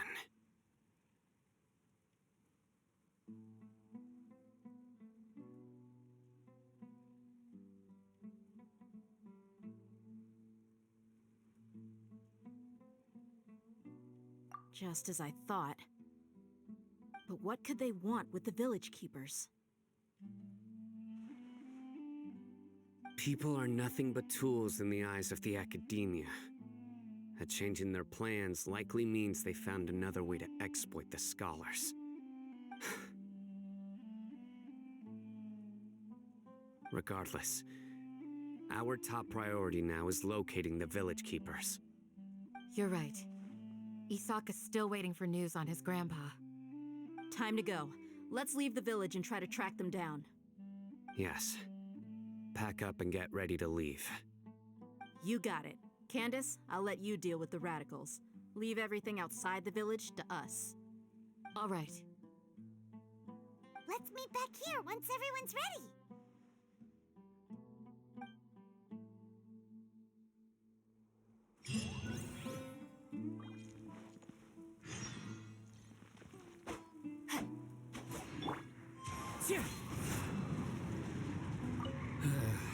I just hope everyone's all right.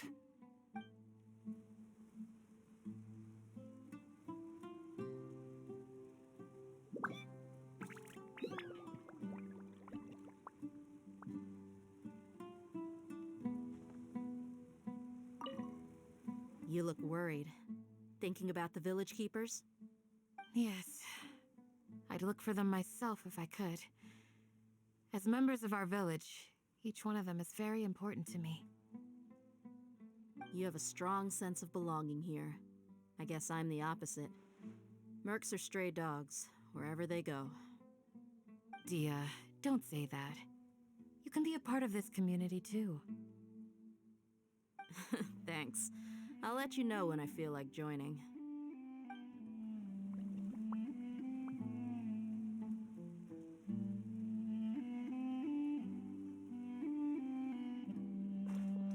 What scheme is the Academia brewing now?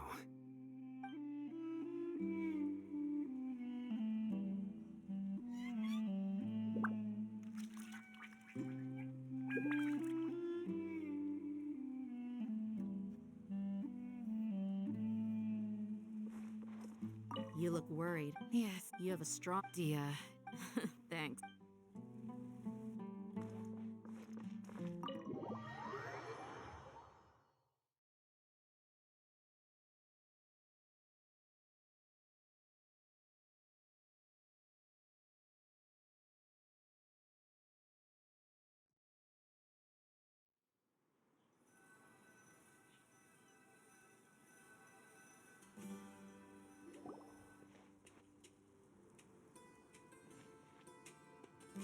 Let's get some food in us and then we'll... Whoa! Where did you come from? Well, as you can see, I am merely sitting here and reviewing what we have deduced thus far. You were gone for ages! And now you're suddenly sitting here musing to yourself? Where have you been anyway?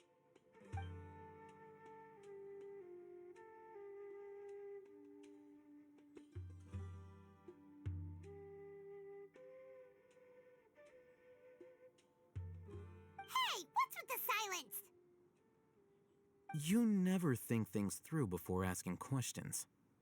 I'm giving you some time to make up for that. Paimon's so mad! Paimon's gonna give you an ugly nickname!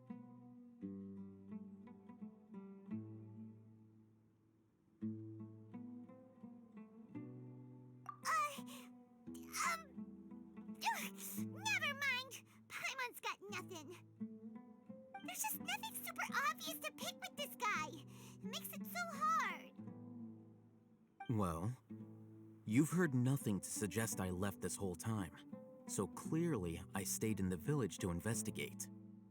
Anyway, you plan to leave Aru village and keep searching for the truth of this matter, yes? Yep. We're not gonna find out anything more by staying here, so we thought that we might as well take the search elsewhere.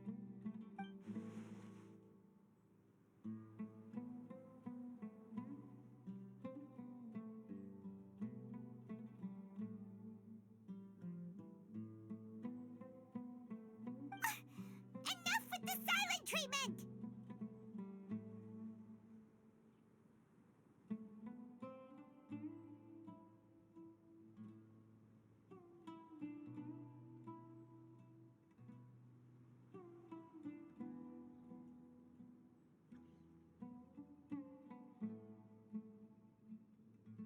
No. I'm just surprised that you decided to team up with him. Alhaitham, you haven't helped us out at all ever since we arrived at Aru village. Bold of you to question our choices.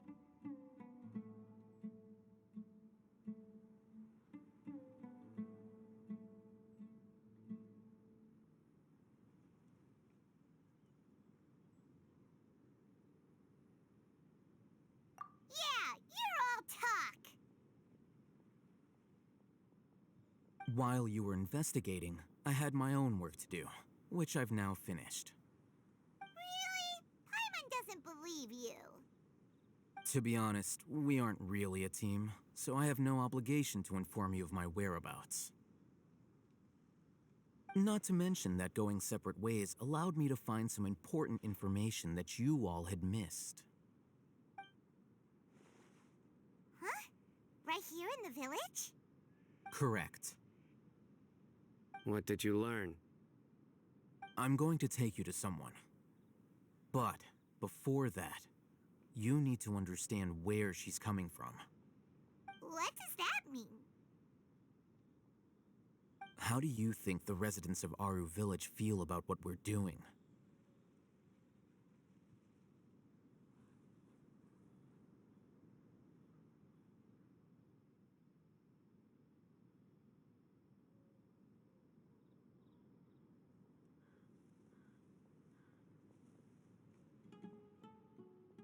In other words, do you truly believe every single word the villagers tell us? You mean some of them lied to us? Hiding the truth does not necessarily equate to lying. Again, these people have their reasons. Remember what Gandis said? Most people in Aru Village don't necessarily care which deity is in charge of Sumeru. That's because whether King Deshret or the Dendro Archon has power is of little significance to them. By contrast, the perils of their daily lives are ever-present concerns.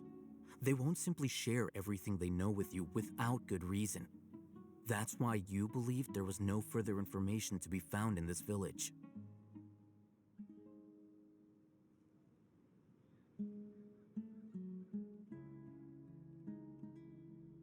Glad you're following along. Among those you have talked to, there's someone who was consciously keeping you out of the loop. In fact, she's been observing your every move since you arrived. The reason being, to someone who only wants to live their life in peace, any external factors introduce unpredictability into the equation. Those eyes. Those fierce eyes. You look like a real fighter. Don't change the subject. It's quite obvious that she's intimidated by Sino's authority and strength. Right. You were asking about the mad scholars. She corrected herself mid-sentence because she's aware that there are King Deshret fanatics in the village. If she sounds too friendly towards the village keepers, she could easily make herself the radicals' next target. I think it's been a few days since I last saw them. I usually go to bed pretty early, so I'm not too familiar with what goes on at night. Remember? She made a point of denying her involvement in anything that occurs at night. But honestly, I feel quite sympathetic towards them. Even though they act a little strange, they've helped me in the past. If it weren't for them, my house would have collapsed long ago. After speaking to the village chief, it became clear that the village keepers had protected Aru Village at night. In other words, the young miss was very much awake during that time. Then why would she lie? By getting involved with an outsider, she risks drawing unwanted attention to herself. As for why she might be so wary about all this, maybe you should ask her. I'll pass on this one. You said that she is afraid of me. If so, it's best if I stay out of this. We're on it!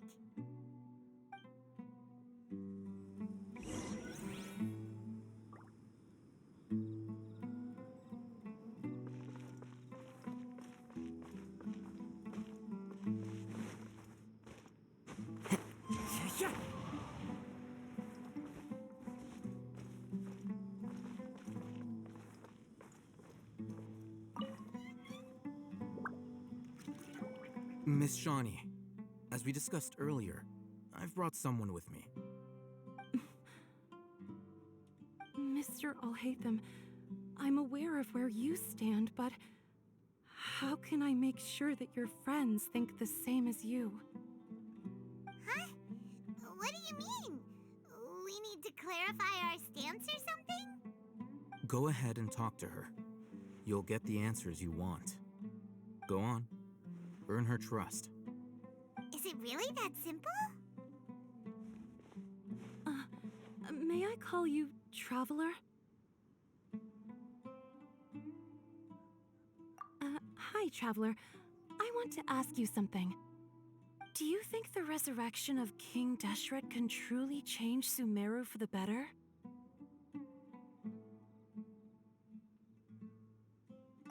Why's that?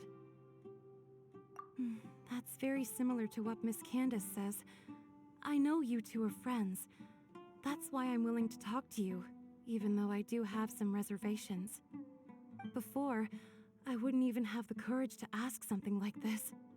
Traveler, do you believe our lives will get better?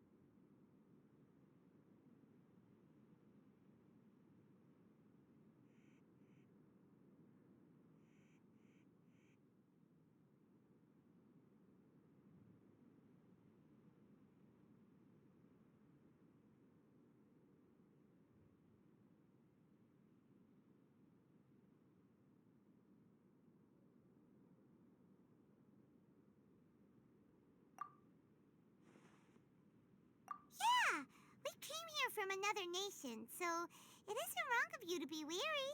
And we aren't really residents of any one nation.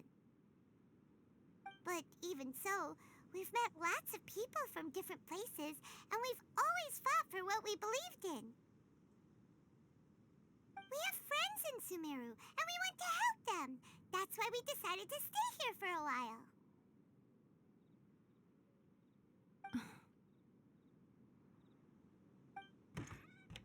I want to trust you. My apologies for posing my questions like that. To be honest, I didn't expect you to come back for more information. Hatham told us you have your reasons. It's okay. We understand.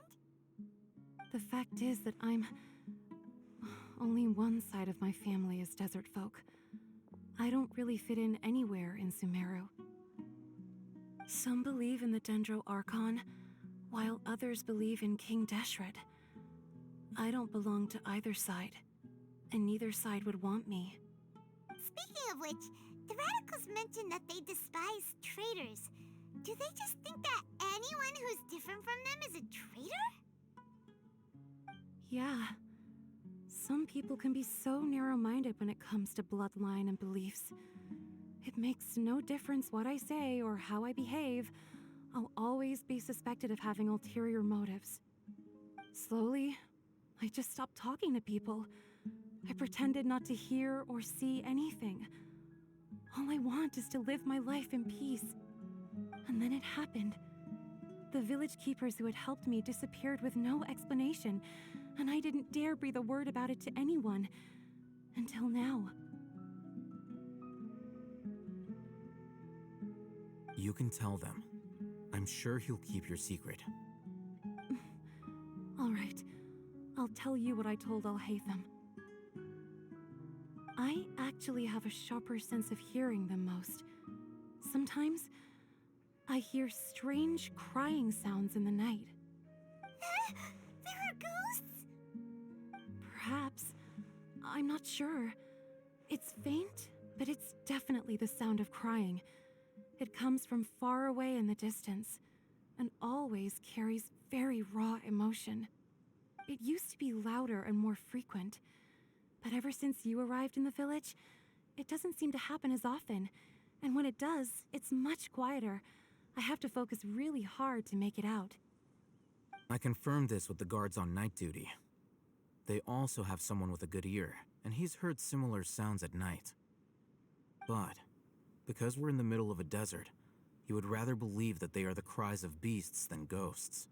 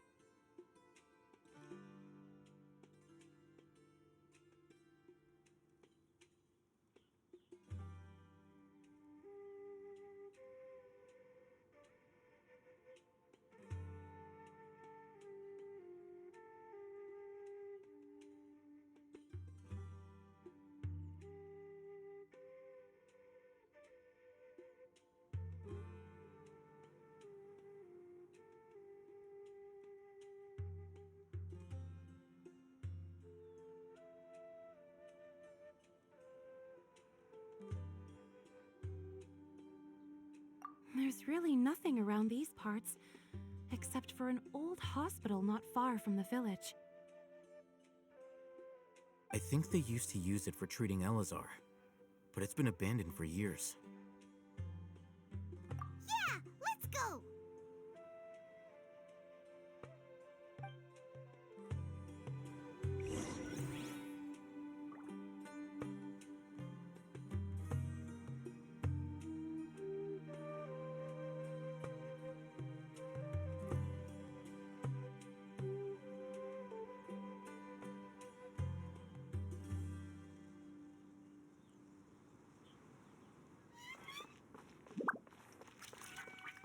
I follow.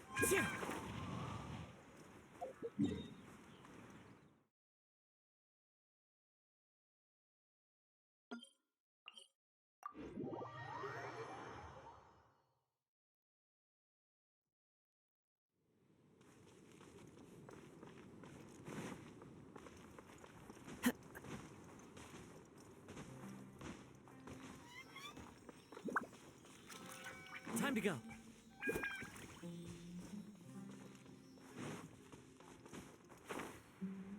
Yeah.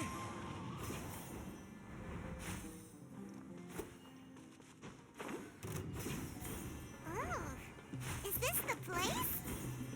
Ah, monsters! Watch out!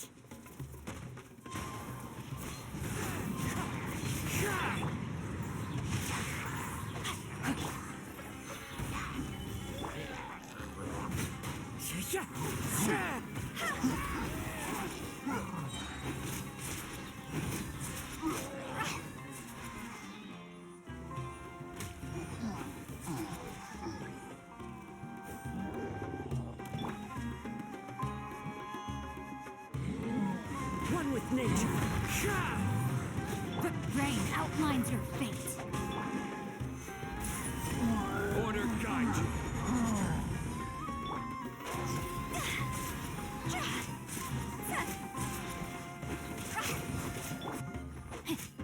Witness the power of Wind strider. As one with wind and cloud. cross over. See?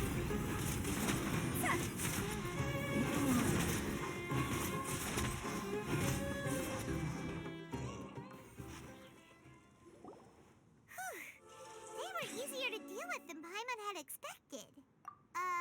Super strong bandits? Or monsters taller than buildings dropping out of the sky? Or, something like that. He looks super serious.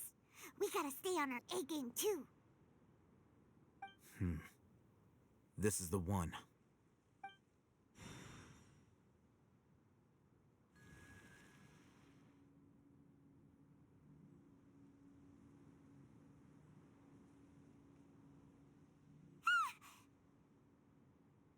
Let's go in and take a look.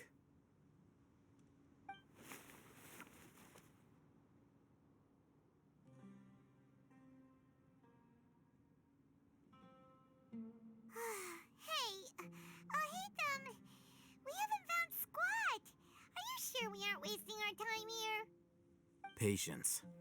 Shawnee says she only hears the crying at night. We have time to burn. Until then, I'm taking a break. And just like that, he sits down. Wait, he even brought a book to read? What are you reading? Let Paimon see.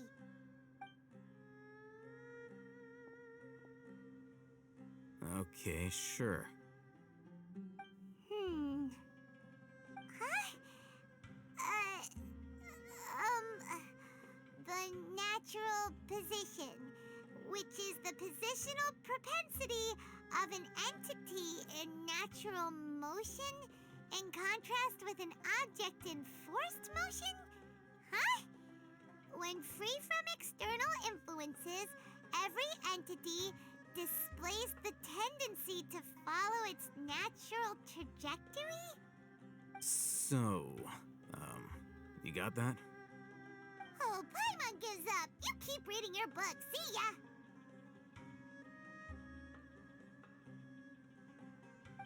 so relaxed.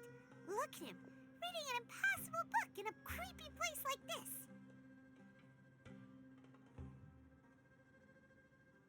Hey, what good is that gonna do for you? You're acting like one of those annoying grown-ups who go around nagging people to focus on their studies.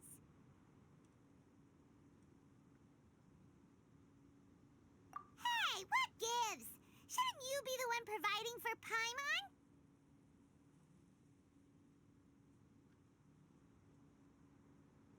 Oh, right.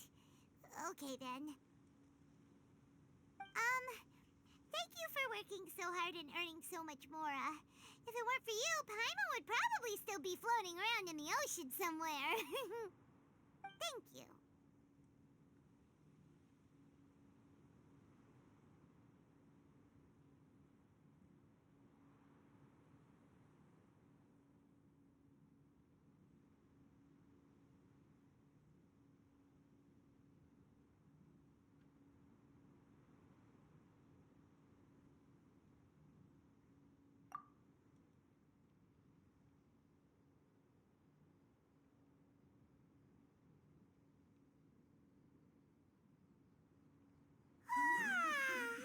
Paimon's getting so sleepy.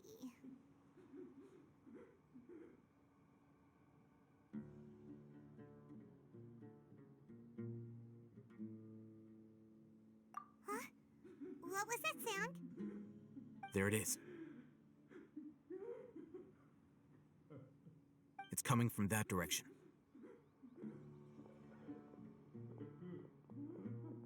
Is the sound coming from here? Huh. Paimon's not seeing anything.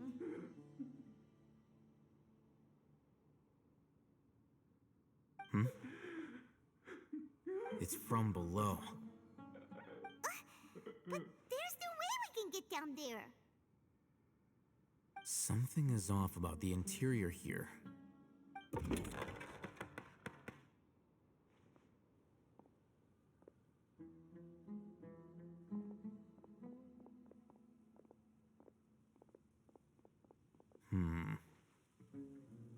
As I thought, there's a hidden structure. Wow. It's like they tucked another hospital into this one. Oh, it looks like there are other mechanisms around here. Let's keep exploring.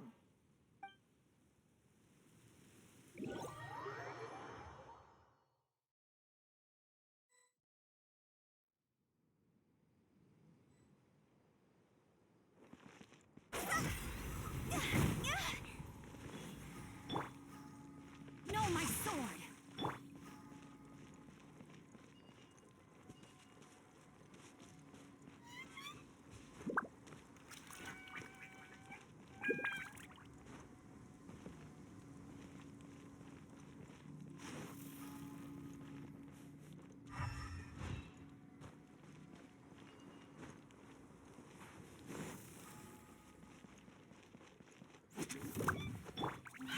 The wind knows me. Rain outlines your fate. Solidify! One with nature.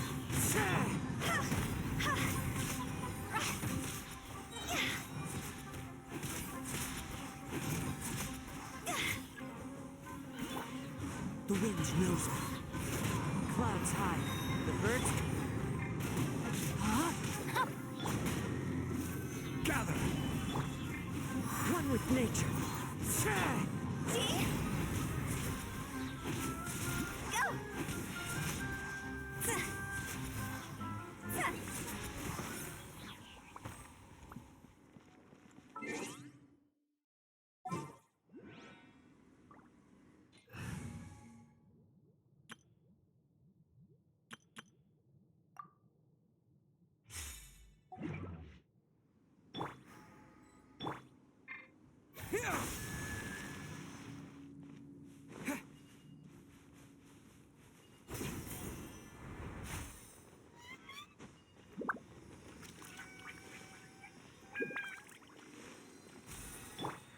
Into the wind.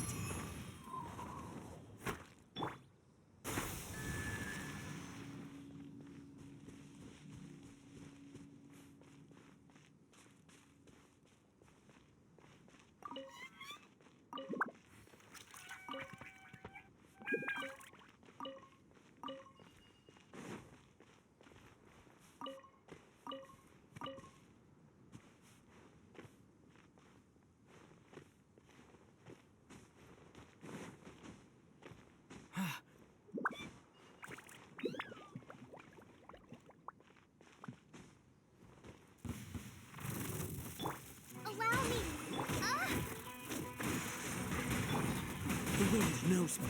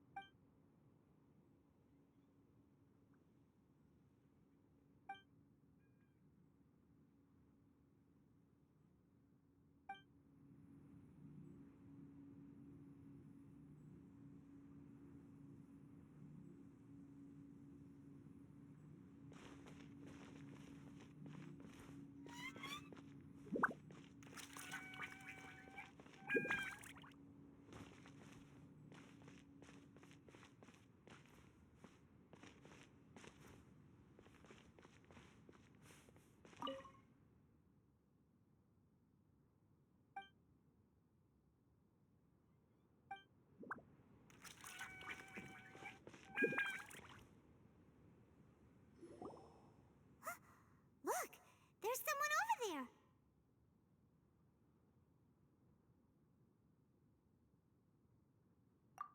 Good idea. Let's approach him slowly without alarming him.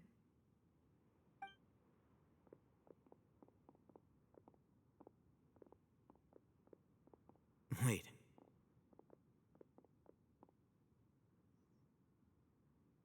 You're...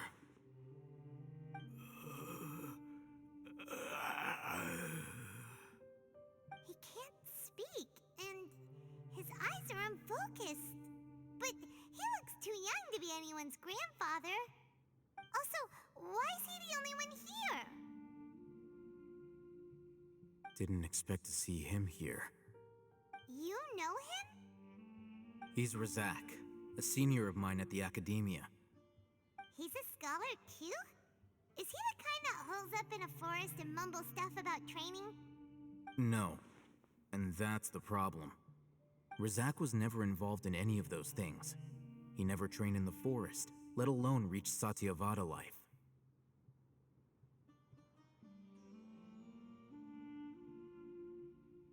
Leaving that question aside for the moment, him being here alone means that we might be too late. Looks like they've already taken everyone away. For whatever reason, they left Razak here. Perhaps they simply didn't have time to come back for him. There are drag marks on the ground. They're clearer by the doorway. Someone was forcefully drawing a cart that was loaded with something heavy. Loaded with people? That is one possibility. It looks like they were in a hurry, as if they were afraid of being caught. In their haste, they failed to notice Razak hiding in a corner.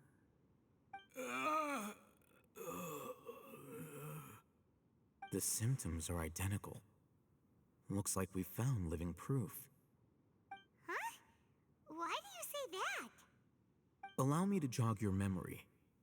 Recall your time at Port Ormos. Don't you think his symptoms look familiar?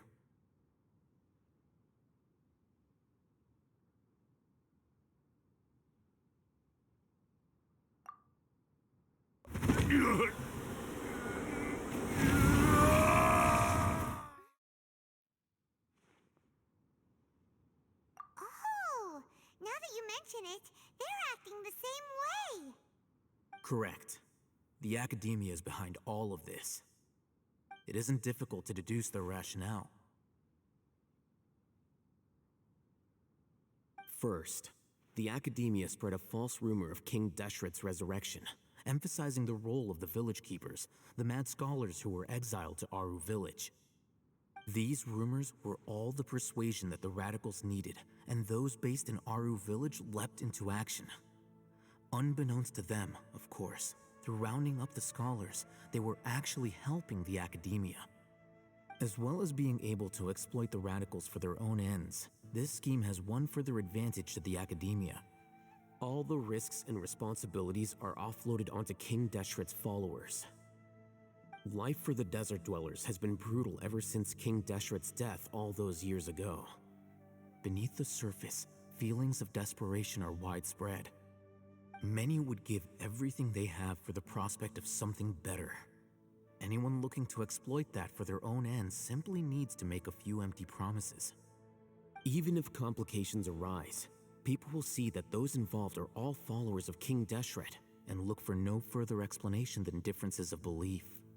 A deep-seated mistrust of the desert and everyone in it by the rest of Sumeru will make sure of that. The notion of an academia plot wouldn't even cross their minds. It may seem like a simple strategy, but it is able to work wonders under Sumeru's current circumstances. Oh, that makes a lot of sense. It's in line with the village chief's theory, too. But there's still one very important question. Wasn't it the academia that brought the scholars to Aru Village in the first place? Why does it want them back now? Throughout this process, one thing has changed: the scholars' identity. First, they were scholars. Then, they became lunatics. After that, they were exiles. And finally, they become missing persons. An exile is still patently a living, breathing human being. But when someone becomes a missing person, that is brought into question. If you can't find someone, you have no way of knowing what exactly happened to them. That makes missing people an ideal resource. Resource? For what exactly? One possibility is that the information in their brains could be extracted into knowledge capsules. Extracted? You mean canned knowledge comes from people's brains? With the technology of the Sumeru Academia, it's entirely possible. Perhaps the process caused them great suffering, which is why they cry out in the dead of night when no one is watching them. So, the human brain... Nope, nah, Paimon doesn't want to think about this.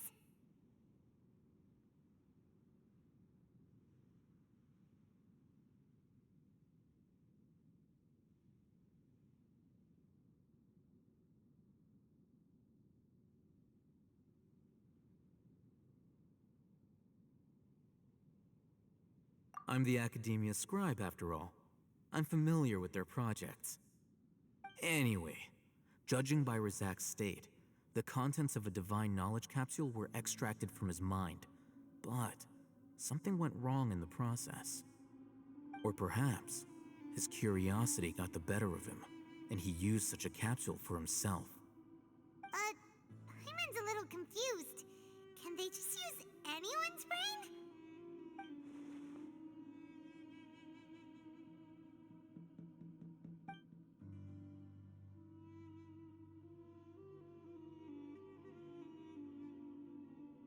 The look on your face tells me you've realized the answer.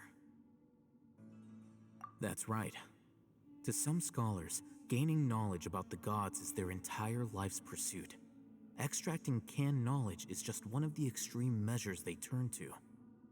However, I can't help but wonder, what do they seek to gain from divine knowledge? The Academia is going out of their way to look for forbidden knowledge, but what is their ultimate goal? I've spent quite some time trying to analyze the contents of the divine knowledge capsule, but to no avail. It seems like my way of thinking is too different from theirs. You mean you're not even slightly interested in getting your hands on this forbidden stuff? All scholars seek to expand the horizons of knowledge, but I'm not particularly interested in gods, so I don't share their degree of zealotry. Extracting information from people as if they were lifeless objects? If this is the direction of academic progress, then the Academia may as well shut its doors. Sounds like you're really against all this. Of course. The Academia's actions run contrary to their rules. Whether it be academics or knowledge, everything has its boundaries. If those lines are crossed, the rules and order that govern everything in the world will be destroyed. This matter needs to be corrected, just like fixing a typo in a book. Wait, didn't you step in to help because you felt sympathy for those poor people? Not to be callous, but no. My criteria are a little more restrictive than that. There is no shortage of suffering in Sumeru, and the same can be said for the rest of Teyvat as well. What do you plan to do about that? Save every last person? Probably not. Paimon's not sure. You can say that. Simply put, I don't blindly place my faith into strength or heroism. I do what I want. The Divine Knowledge Capsule is something I want to investigate in full. That doesn't mean I'm willing to take action for the sake of a few strangers.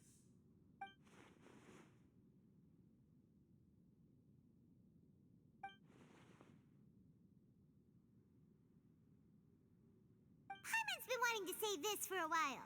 There are a lot of bad guys in the academia, but you're not one of them. You're their weirdo. You're probably right.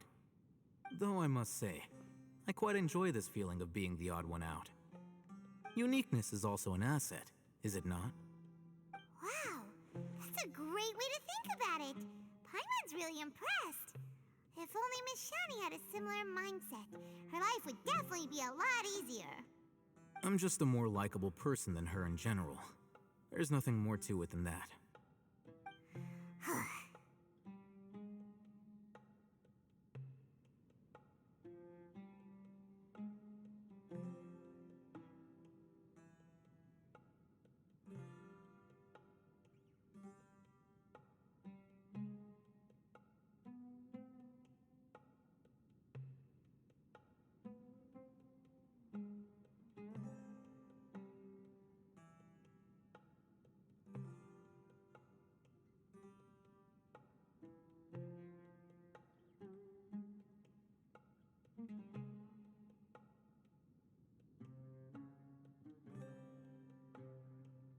He won't last long if we leave him here. Let's take him with us. We'll work out our next step after we return to Aru Village.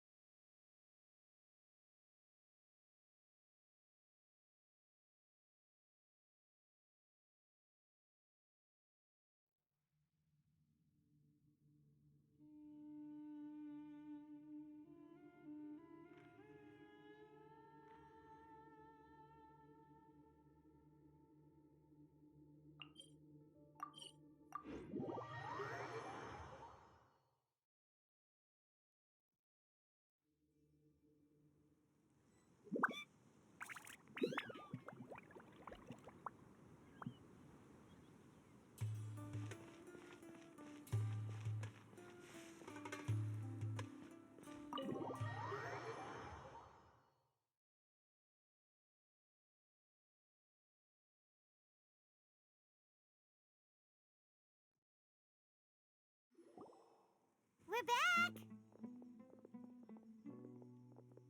You must be tired.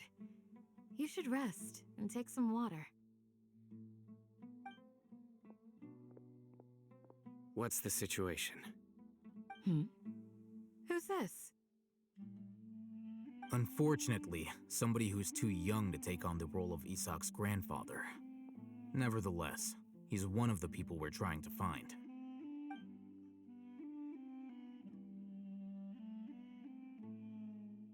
So, at one point in time, the abandoned Elazar Hospital served as the Academia's site for extracting divine cant knowledge. Yep, pretty much. Their plan must have been implemented at some point before we arrived at Aru Village, since divine cant knowledge has been in circulation for a while now.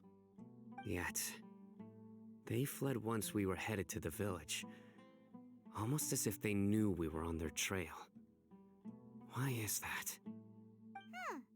Yeah, why is that? We may have a mole in our midst. One of us could be secretly revealing our whereabouts to the Academia. Huh? Are our friendships that shallow? Looks like none of you have realized wherein lies the issue. Sino, you're the reason why they can predict our movements. Wait, what's that supposed to mean? Choose your next words very carefully. It is simply a logical inference. I have my reasons. So what you're saying is, Sino's the mole. Interesting. And here I thought you were the most suspicious one, Alhaitham, since you were always acting alone. I know. You have a point, but I realized something as we were returning from the hospital. Sino isn't like any of us. What are you trying to say? Do you still remember who you are, General Mahamatra?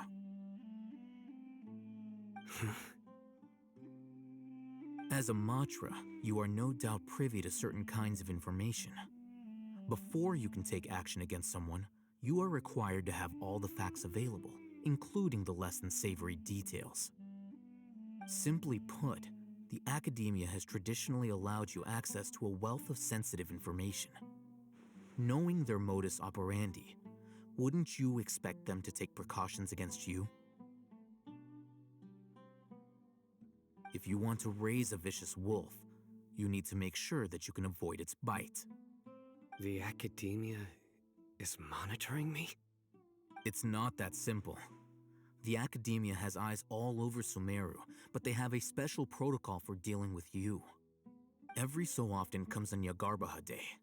On this day, the Academia enters new information into the Akasha through knowledge capsules. I remember seeing a thick notebook next to the control panel once. Its contents were all about the General Mahamatra, his activities throughout the day, preferred methods of enacting judgment, everything. You're saying that the Academia entered my information into the Akasha too? But what's the point in doing that? My actions aren't important enough to be added into the Akasha. The Akasha is capable of computation. The Akasha's algorithms are entirely capable of predicting your movements using the data entered. When you would depart, the route you would follow, your destination. It knew all of this. It predicted my every move. The Academia has been watching you longer than you think. However, the fact that you resigned is proof that their suspicions were well-founded. So that's how it is. Sino adheres to his principles so strongly that he's actually a thorn in their side. Tenacity of will and steadfast faith are worthless to the Academia. They need scholars who are easily pliable and mindlessly go after anything they can profit from. Sino, don't take it to heart. This just proves how much of a trustworthy ally you are. They escaped because of me. Don't blame yourself. It's not like any of us would have known.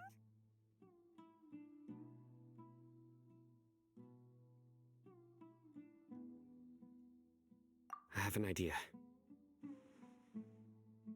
If they predicted my movements, then I might be able to guess where they went. Whoa, you bounced back fast. There is always an opportunity for safety after danger passes.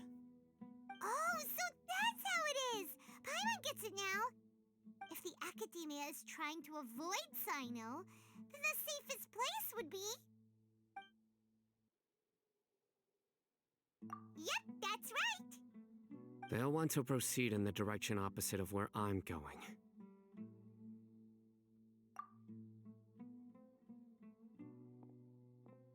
I must go. There's also something I want to investigate. Let's go, guys! After him! Please, wait! I want to go too! You want to go too? If so, you have to promise you'll stay safe. I want to find Grandpa. I promise I'll be careful and not cause any trouble. Everyone, I leave him in your hands.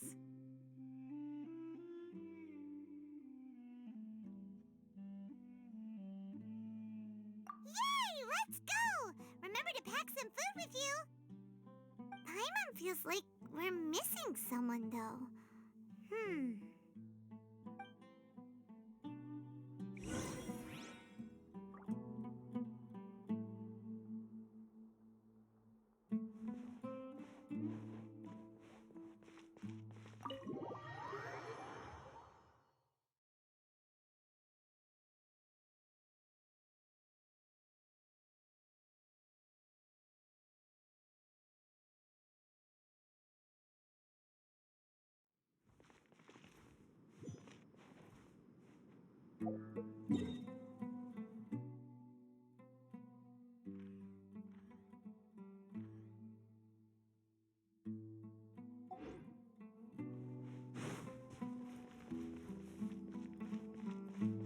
Propagate!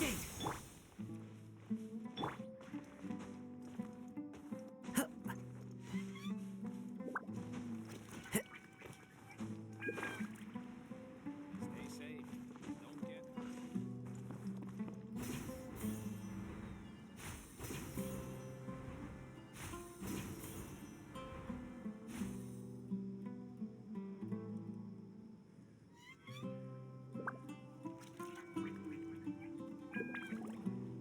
So, where do we go from here?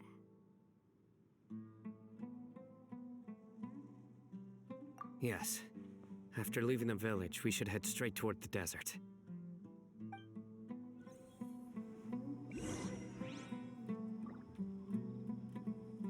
I know the desert like the back of my hand.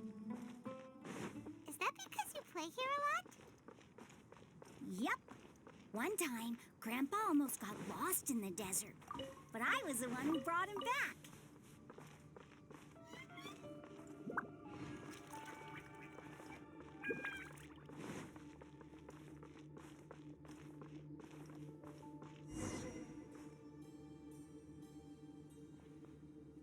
There's something here. What's this? It's buried in the sand. Looks like we'll need to roll up our sleeves and do some work. And Paimon thought running around everywhere was already enough work. Okay. So, we have to dig it out? Whatever's down there looks like it's buried really deep.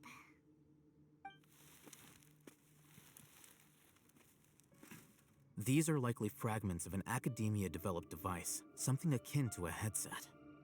Looks like there were more than one village keeper. They must have been escorted this way because there are device fragments scattered around here.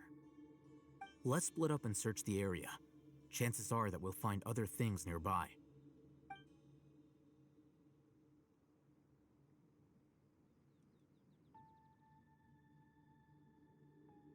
Is this what we're searching for? It looks kind of scary. This is definitely a device used to extract divine knowledge. How did it end up buried in the sand? That can't have been part of the plan. They must have been attacked along the way. Wait, what? Grandpa, I hope you're okay. Don't worry, your grandpa's gonna be fine. Razak didn't display any signs of starvation or dehydration, which means that they left fairly recently. We should be able to catch up. One more thing. given that the device had been entirely covered by sand. I believe the attack must have happened prior to the sandstorm.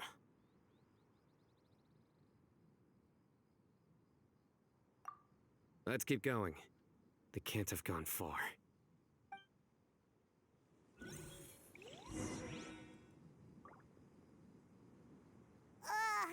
but running on sand is so tiring. But you're flying, aren't you, Paimon? Is flying over sand tiring too? Ugh, of course it is.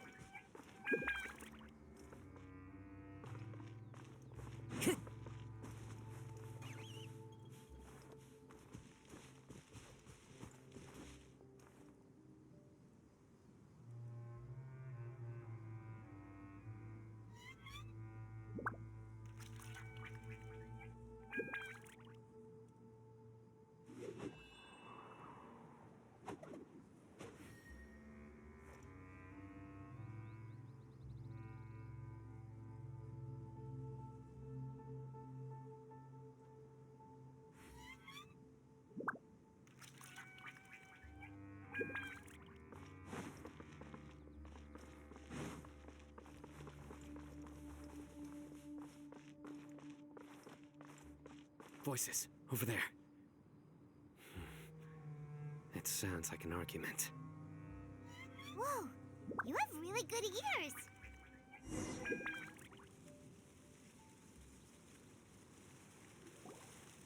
Don't get any closer. They'll notice us.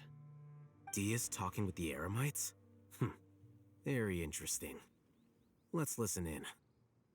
If you had informed me sooner, there'd be plenty of room for us to... You're one of us. We would never lie. Scholars. You don't know as much as I do. Need me to... I knew it. That's our Dia. Dia? Why would you? Dia! Hey, what are you doing? Huh? Didn't you say you'd help me find Grandpa? Why are you on their side? Well, look who's here. Ain't that something? This complicates things. You've betrayed Aru village? So, this is the great General Mahamatra. Dear, you'd be better off as my assistant than hanging around with this motley crew. Seen for yourself, I have the means and methods, and my ideals are far more admirable than theirs. I'm not the type that's easily swayed, Raman. You of all people should know that. Wait, what's going on, Dia? Whose side are you on here? Shut it, Paimon. It doesn't matter. Whichever side you pick, nothing can deter us from the grand mission of resurrecting King Deshret. Once our Lord of Old returns to this land, we will have a new beginning. Face the facts, Raman. It's not gonna happen. You should understand that more than anyone. Have all your years as a merc taught you nothing about placing hopes in a ruler?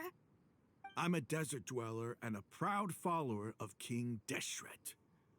Whether I live by the edge of the sword or in peaceful comfort, my soul will always carry this conviction. It's not too late yet. The village mad scholars aren't gonna bring King Deshret back to life. You don't understand, my dear lady. Pursuing our faith is our purpose in life. Even if the chance of success is 1 in a million, we must be willing to give everything we have. Even if it'll expose you to the academia? Even if they end up disbanding the Eremites? Your Eremites, which you've worked so hard for all these years? Yes. We've waited a long time for this day to come. The sun and the moon no longer shine here. All you see now is cracks in this desiccated land. But fate has finally dealt me a hand to play against the Academia. With these scholars in our custody, we'll stomp the Academia's forces and fight our way beyond the wall of Samiel. Ridiculous. Think about it. The Academia controls the entirety of Sumeru. Your powers are negligible in comparison. If you still don't believe me, then try asking these two men. They're also against the Academia, but neither of them are as arrogant as you are. They look more like pawns of the Academia to me. Why would I listen to anything the people of Greater Lord Rukkhadevada have to say? Filthy traitors. Your god abandoned all honor and betrayed King Deshret. We desert dwellers will never trust the likes of you. It's impossible to communicate with someone so hostile. Perhaps we should. Do you really believe that by kidnapping the scholars, you'll be able to negotiate with the Academia?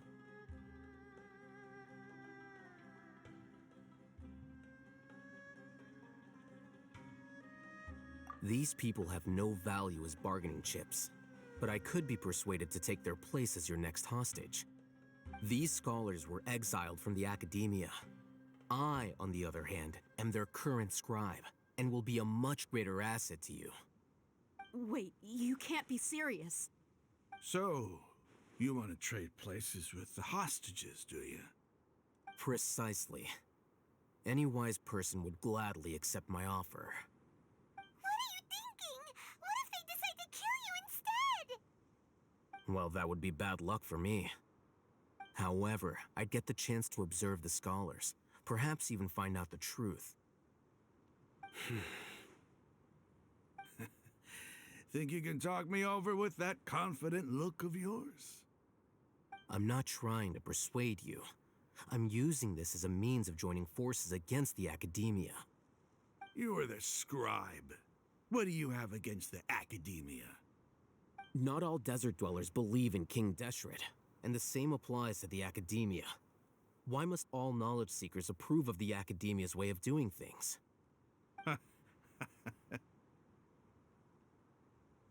You Academia scum.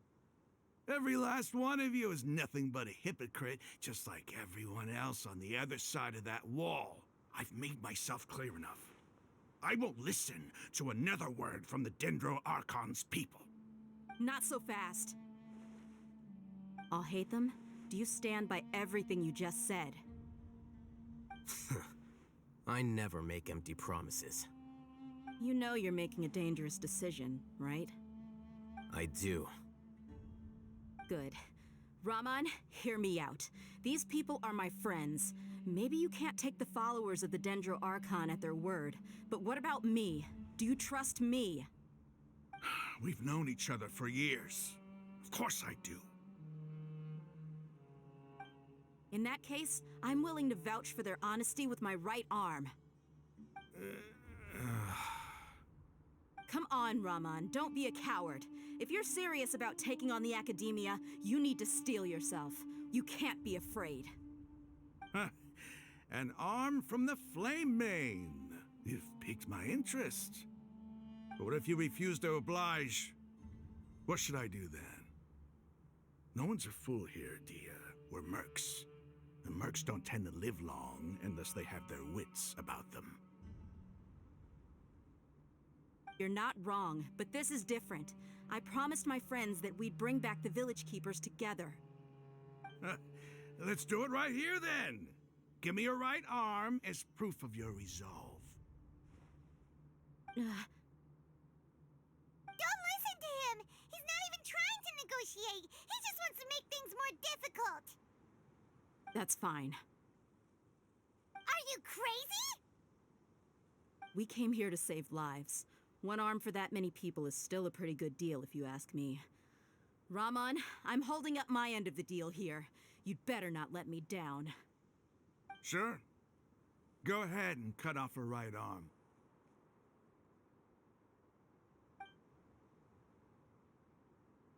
No!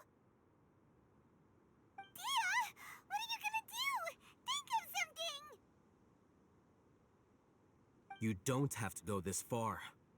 That's not for you to decide. Do it!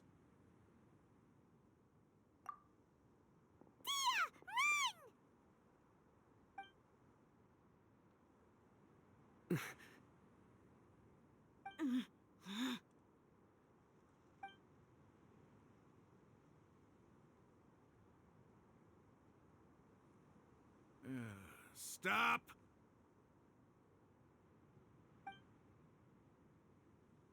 What's wrong? Can't do it? Flame Mane, you and I are both desert folk. Cutting off your arm is no different than cutting off my own fingers. Where's the sense in cutting my own kin to pieces? You've shown me that you're serious. Go on now, take your friends and leave. Meet me in the desert at noon tomorrow.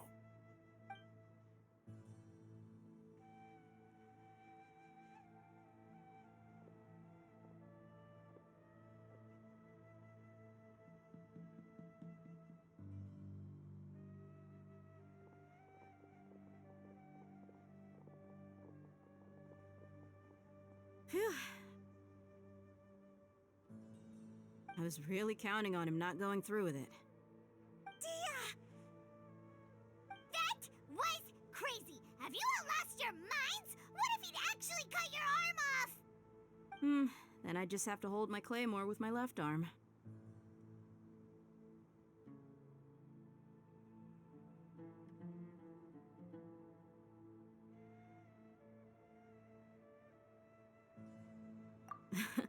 Okay, I'm sorry. But sometimes when you're out on a limb, you gotta double down to seal the deal, you know?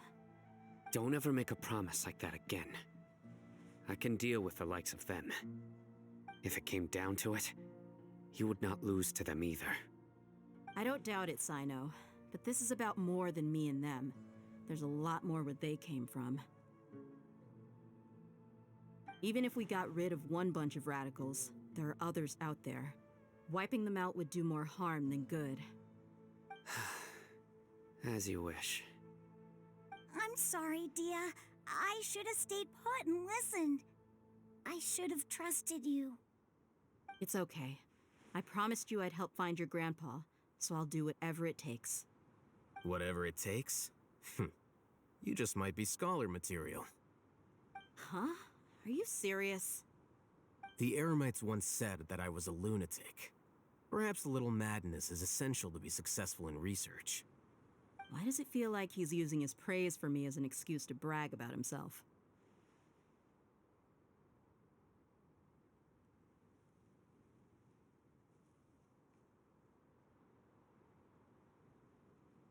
Okay, let's get moving. We should head back to the village and rest up. Today was just a trial run. Noon tomorrow is gonna be the hard part.